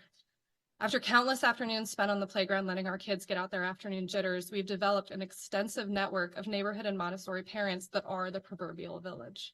We watch out for each other's kids, we help out with childcare after school, and perhaps most importantly, we volunteer our time at Tudor, sharing the collective responsibility for supporting both our children and their teachers. I can tell you from conversations that most of us are not interested in driving across town twice a day to sit in what I've heard is an absolutely insane drop-off line at Denali Montessori. Since ASD, as expressed in their work session this afternoon, has neither the time nor apparently the interest in completing their own research to see how parents actually plan to respond to these closures, we are currently conducting our own internal survey of response plans by Tudor Montessori families, which we will share with you upon our completion. I know that by now you know that if 40% of the neighborhood students in the Montessori program choose not to attend Denali, which is the most likely possibility, it would push Lake Otis to 112% capacity. And it doesn't sound like ASD has any actual numbers yet for what including an additional school like Hassoun might look like.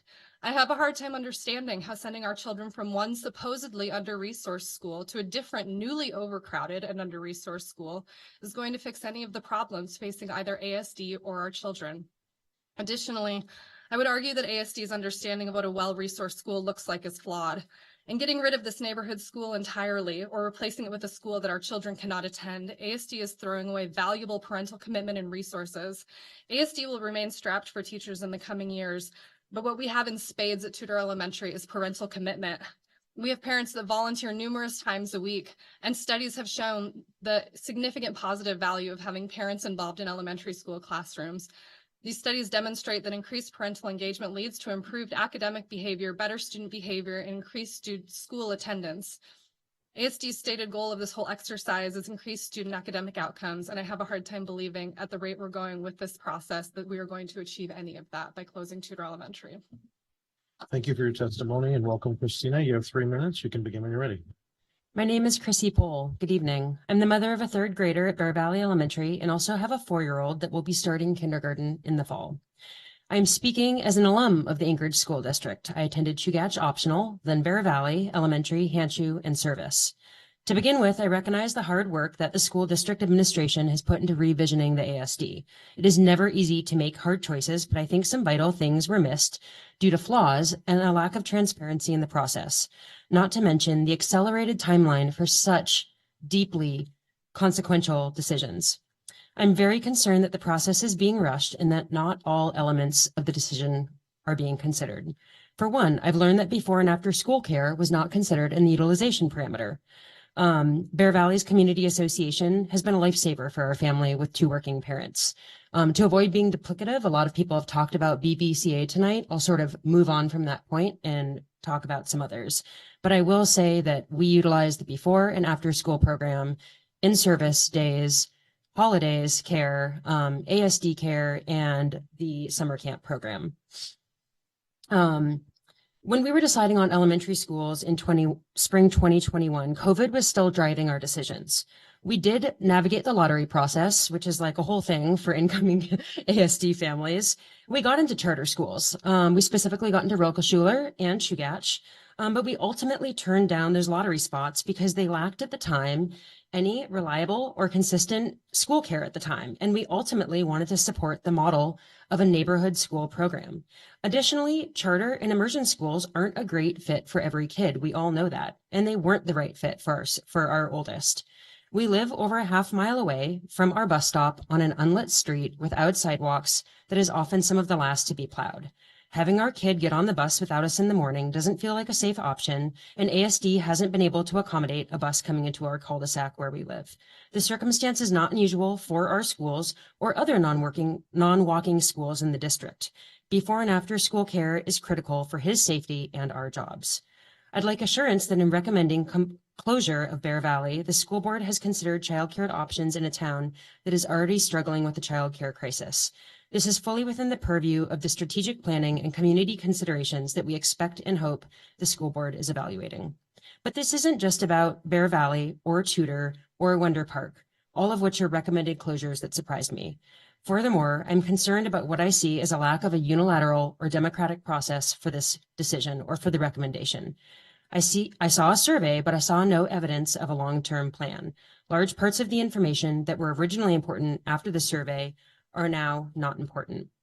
In lieu of time, I'll just also invite that I would welcome that the school visit all schools that are affected by the decision. Thank you for your testimony. Our next 2 testifiers are Eric Williams and Stephen Jones.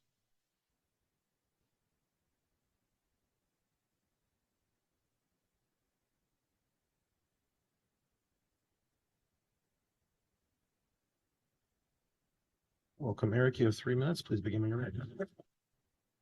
Thank you. My name is Eric Williams, and I'm here to testify on behalf of Tudor Elementary, as well as other Title I schools that may not have a voice in today.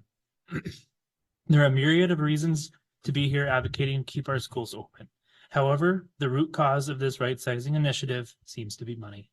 With enough resources, we could continue to operate all of our schools, work through deferred maintenance, and incentivize more teachers through higher pay. Every dollar is an opportunity to provide our students with the best education.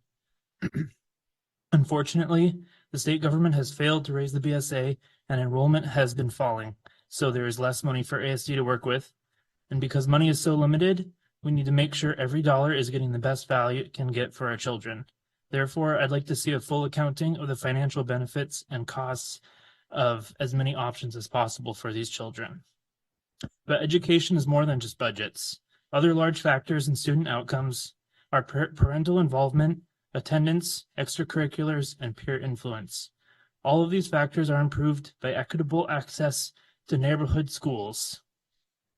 In the end, the most important relationships are those between students and their learnings, as facilitated by teachers. In this time where mixed grade classes seem inevitable, a solution could be to increase access to Montessori programming all across Anchorage. As we face financial headwinds, I urge you to transparently turn these challenges into a chance to reimagine and strengthen education for our students. Thank you. Thank you for your testimony and welcome. You have 3 minutes. Please begin when you're ready. I'm going to begin by playing a voice memo for my daughter who did not feel comfortable making remarks in front of the entire gathered audience here, but wanted her voice to be heard. Thank you for listening. At my other school, there is a lot of conflict and other sorts of things. And now you can have hope and dreams and friends, a lot of them. I do. And then about the playground. I think it's a really good place for people to meet up, and some new people can become friends, even though they weren't friends at the beginning. And there's a lot of activities there that I don't want to give up. And I want to keep my school. I think that's pretty indicative of the sense of community that we've built at Tudor and that has been on the rise amongst our neighborhood. It's something that has been continuing to grow in recent times, especially. We're very invested in our community, and we have met a lot of families who have recently joined our area, who have collectively invested millions of dollars in homes, committing to being in this area. When I look at the right sizing decisions, what doesn't make sense to me is the fact that the school district doesn't actually seem to be considering the schools that fall in the lowest part of the matrix for closure, which definitively makes absolutely no sense at all. One would think that if there's a matrix that defines the schools and collectively characterizes their efficiency, that you would certainly look to be consolidating from the schools that are falling below that. I heard Dr. Jared Bryant talk about introducing new programs to our schools, and I find that something that's frankly hard to consider when the fact of the matter is that we're not really collectively serving the needs of our students as it is, and we're not producing the best outcomes that we can to begin with. And looking at consolidating our schools in the form of moving children to schools that have poorer academic outcomes than the schools that our children currently attend seems to be absolutely in opposition to any form of common sense whatsoever. And these decisions seem to be made at a great distance from the schools rather than by people who are involved or have direct knowledge of the schools. Thank you for your testimony. Our next two testifiers are Kayla Callahan and Daniel Varney.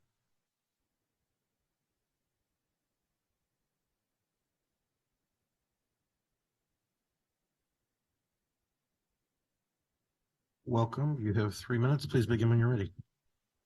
My name is Kayla Callahan. I'm here to testify against the proposed closure of Bear Valley Elementary that was presented to the public as part of ASD's right-siding initiative.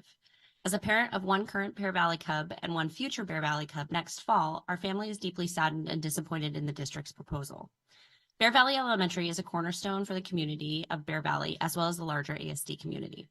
Our oldest daughter is a current first grader at Bear Valley Elementary, and for the last 2 years, we have been lucky enough to participate in the SAC before and after school program.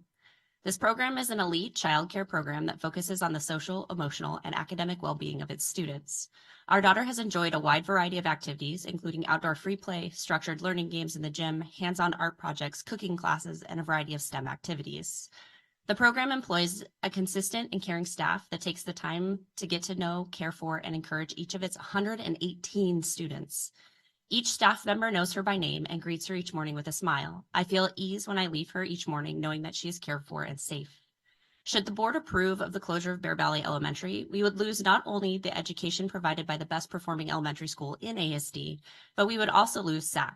With the loss of SAC, our family would be in a challenging situation. As a household where both parents work full-time, childcare is a priority. We do not have family that lives in Alaska that can help us out, so we are dependent on before and after school care to allow us both to work. While all three of the proposed replacement schools offer a form of after-school care, they are all at capacity with long wait lists. I'm a middle school teacher in the district. With the shift in school start times this year, I'm only able to continue to teach because of SAC. It is an opportunity. If this opportunity is removed, the reality my family faces is that teaching is no longer an option for me. I'm passionate about teaching and love what I do, but this decision would close the door for me. I know that it has been said before that the board and the district feel that childcare is not a district concern or problem. However, it is and should be. The district is here to serve all families of this community. SAC fulfills a significant need for the families of the 118 children whose parents are working within the Anchorage community and within ASD itself. While our family's position with me as a teacher might be unique, the pressure that the potential loss of SAC creates on our family is not. SAC serves 118 students who come from families that rely on the program so that both parents can work.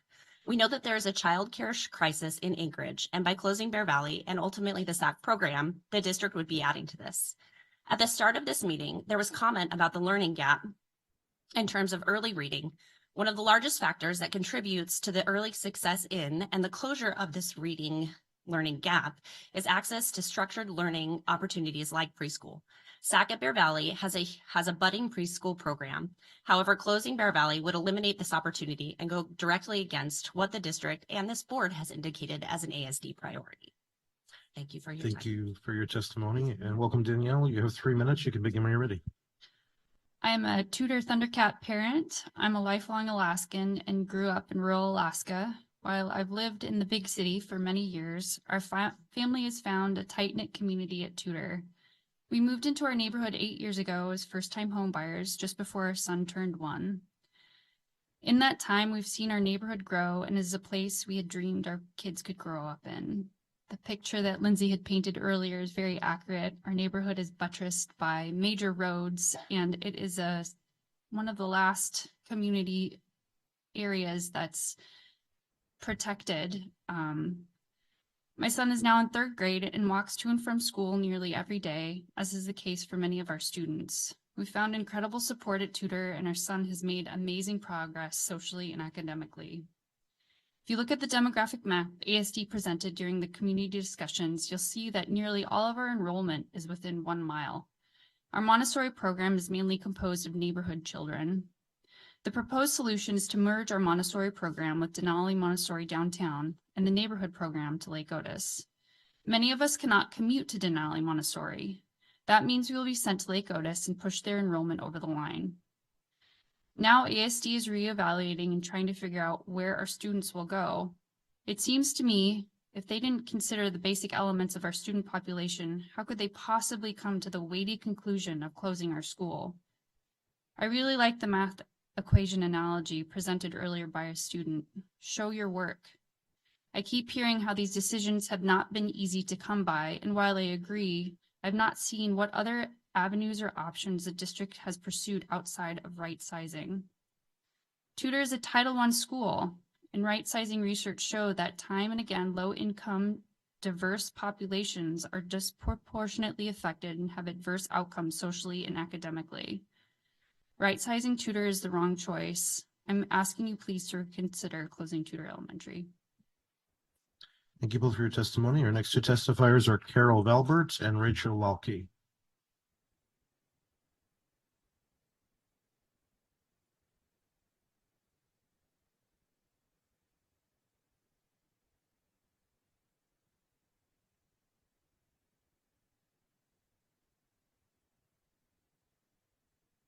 Welcome. You have 3 minutes. Please begin when you're ready. Carol is first on the list. Thanks. I'm Carol Balbert, and I have a former student that went to Bear Valley, and I have a second grader in Bear Valley. I didn't grow up in Alaska. I grew up in a very rural community that you only had one elementary school, one middle school, and one high school that you got to attend, no other options. So when it came time for my daughter to start school, I did a lot of research and chose several to determine, which one would be best for my kids and my family. We attended several open houses, and from those open houses, I wholeheartedly knew that Bear Valley was the school for my kids and my family. And not only from the research and the academics, but it was a feeling. It was mother's intuition. Then at that point, we moved to make sure that we were in the Bear Valley zoning district, just like other and several families have done throughout the years. Moving forward, our family dynamic changed, and regardless of that, neither of us had faltered or questioned moving or changing our kids' school. We made sure no matter what Bear Valley was the elementary our kids would attend. The teachers there at Bear Valley, they care, they're compassionate, they listen, they communicate, and they inform, especially when parents have concerns, and they help guide us. Both my kids have August birthdays, so it's a concern on whether, they start, at turning 5 or, or if we wait. We communicated and advocated strongly for our kids and what we wanted to do. And the teachers, every time they communicated our kids' progress, abilities, their growth, so we can make the best possible decision of what we want to do moving forward. My daughter attended kindergarten for her second year. And my son, we took him out after 12 days and re-enrolled him the following year. And I'm going to tell you what, that has been the best decision that we have across the board made. It has created very positive impact on both of our kids. Plus, it's given us, extra time in Bear Valley. Second grade, my daughter struggled. Our teacher gave us a recommendation for a tutor. And so she had a tutor for the next 3 to 4 years. And not only did she grow immensely, but she gained so much confidence that now as an 8th grader, she's thriving. She's in student government. She's in the National Student Honors. She is very active. I don't know where she came from, but she is amazing. And Bear Valley is a huge part of that. My son is neurodivergent. He has difficulty processing things. And so little things can become very small or very big things. We have difficult days with the school. We have difficult days where our parent, drop-offs or whatever it is.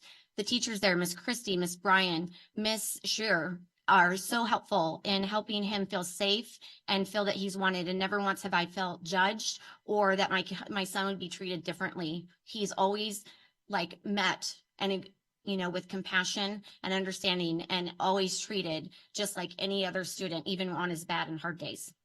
And so please don't consider closing Bear Valley. It would be an end of a. Thank you for your testimony, and welcome, Rachel. You have 3 minutes. Please begin when you're ready. Hi, I have 2 kids who graduated from the Montessori program at Tudor, and one who still attends and is in 3rd grade. They have had very few different teachers throughout their education there, contrary to what the administration will have you believe about staffing issues with the Montessori program. We had a number of teachers leave this last year due to decisions the board made, including start times, and one moved out of state. The kindergarten teacher had been there since the beginning of the Montessori program.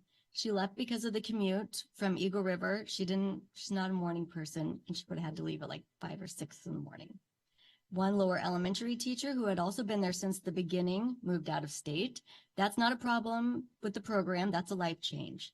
The other lower elementary, who started during COVID 2020, loves Montessori but wants to do upper elementary. And we don't have a position open at Tudor because we have 2 stable long-term upper elementary teachers.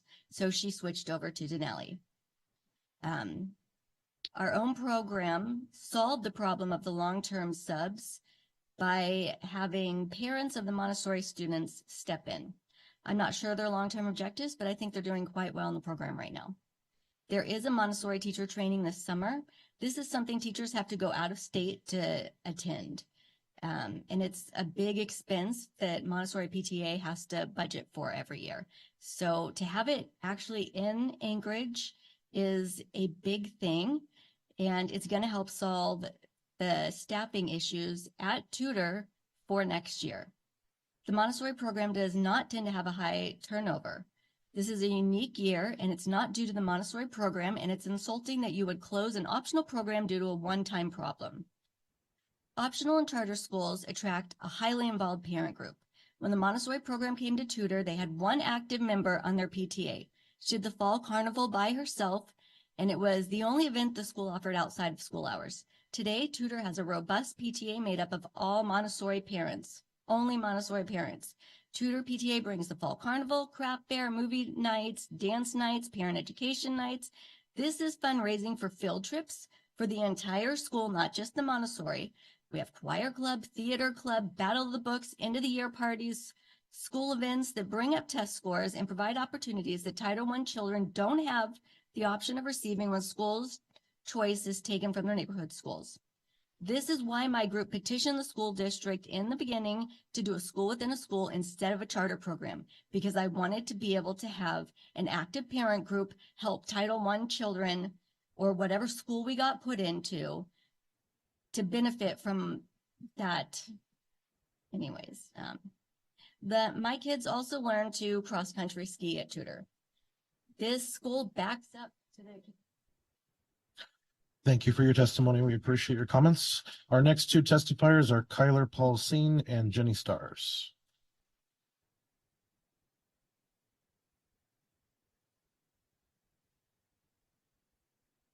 And if Kyler is not with us, Ashley Withrow is our next testifier. Okay, we've got her on the phone. Great. Okay. Welcome, Jenny. You have 3 minutes, but please begin when you're ready. Thank you. And thank you all for all the work you do day in and day out, and for listening tonight when I know you have a lot of other work on the agenda still. My name is Jenny Stars, and I moved to Anchorage in 2021. In the past 3 years, I've volunteered as a running coach at Wonder Park and North Star Elementary. I've taught tennis in the Campbell Elementary gym. Many dedicated ASD teachers and administrators. Last year, my partner and I bought our first house 3 blocks from Tudor Elementary. And this March, we'll welcome our first child, who we dream of walking to their neighborhood school for their first day as a kindergartner in 2030. The right sizing plan leaves a lot of question marks overall for just about every school on the list. In Tudor's case, it ranked solidly in the middle of ASD's rubric. As you've heard, one of its listed shortcomings is community growth potential. I know I'm just anecdotal evidence of growth potential, but come and walk around our neighborhood. There are duplexes, affordable starter homes, apartment buildings, even a few bigger forever homes we dream about while we walk our dog.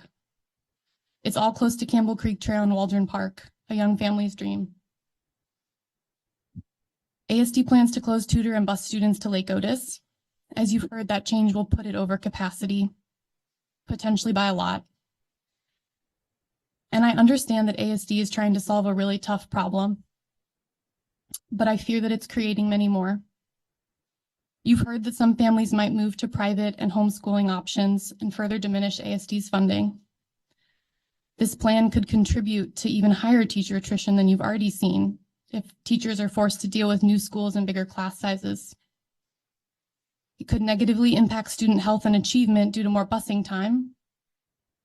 And after hearing about our lagging reading proficiency rates at the beginning of this meeting, especially among economically disadvantaged students, I can't imagine that busing more Title I students to larger classes outside of their community will help support their progress. One of the biggest impacts will be on my community and 6 other communities in the city.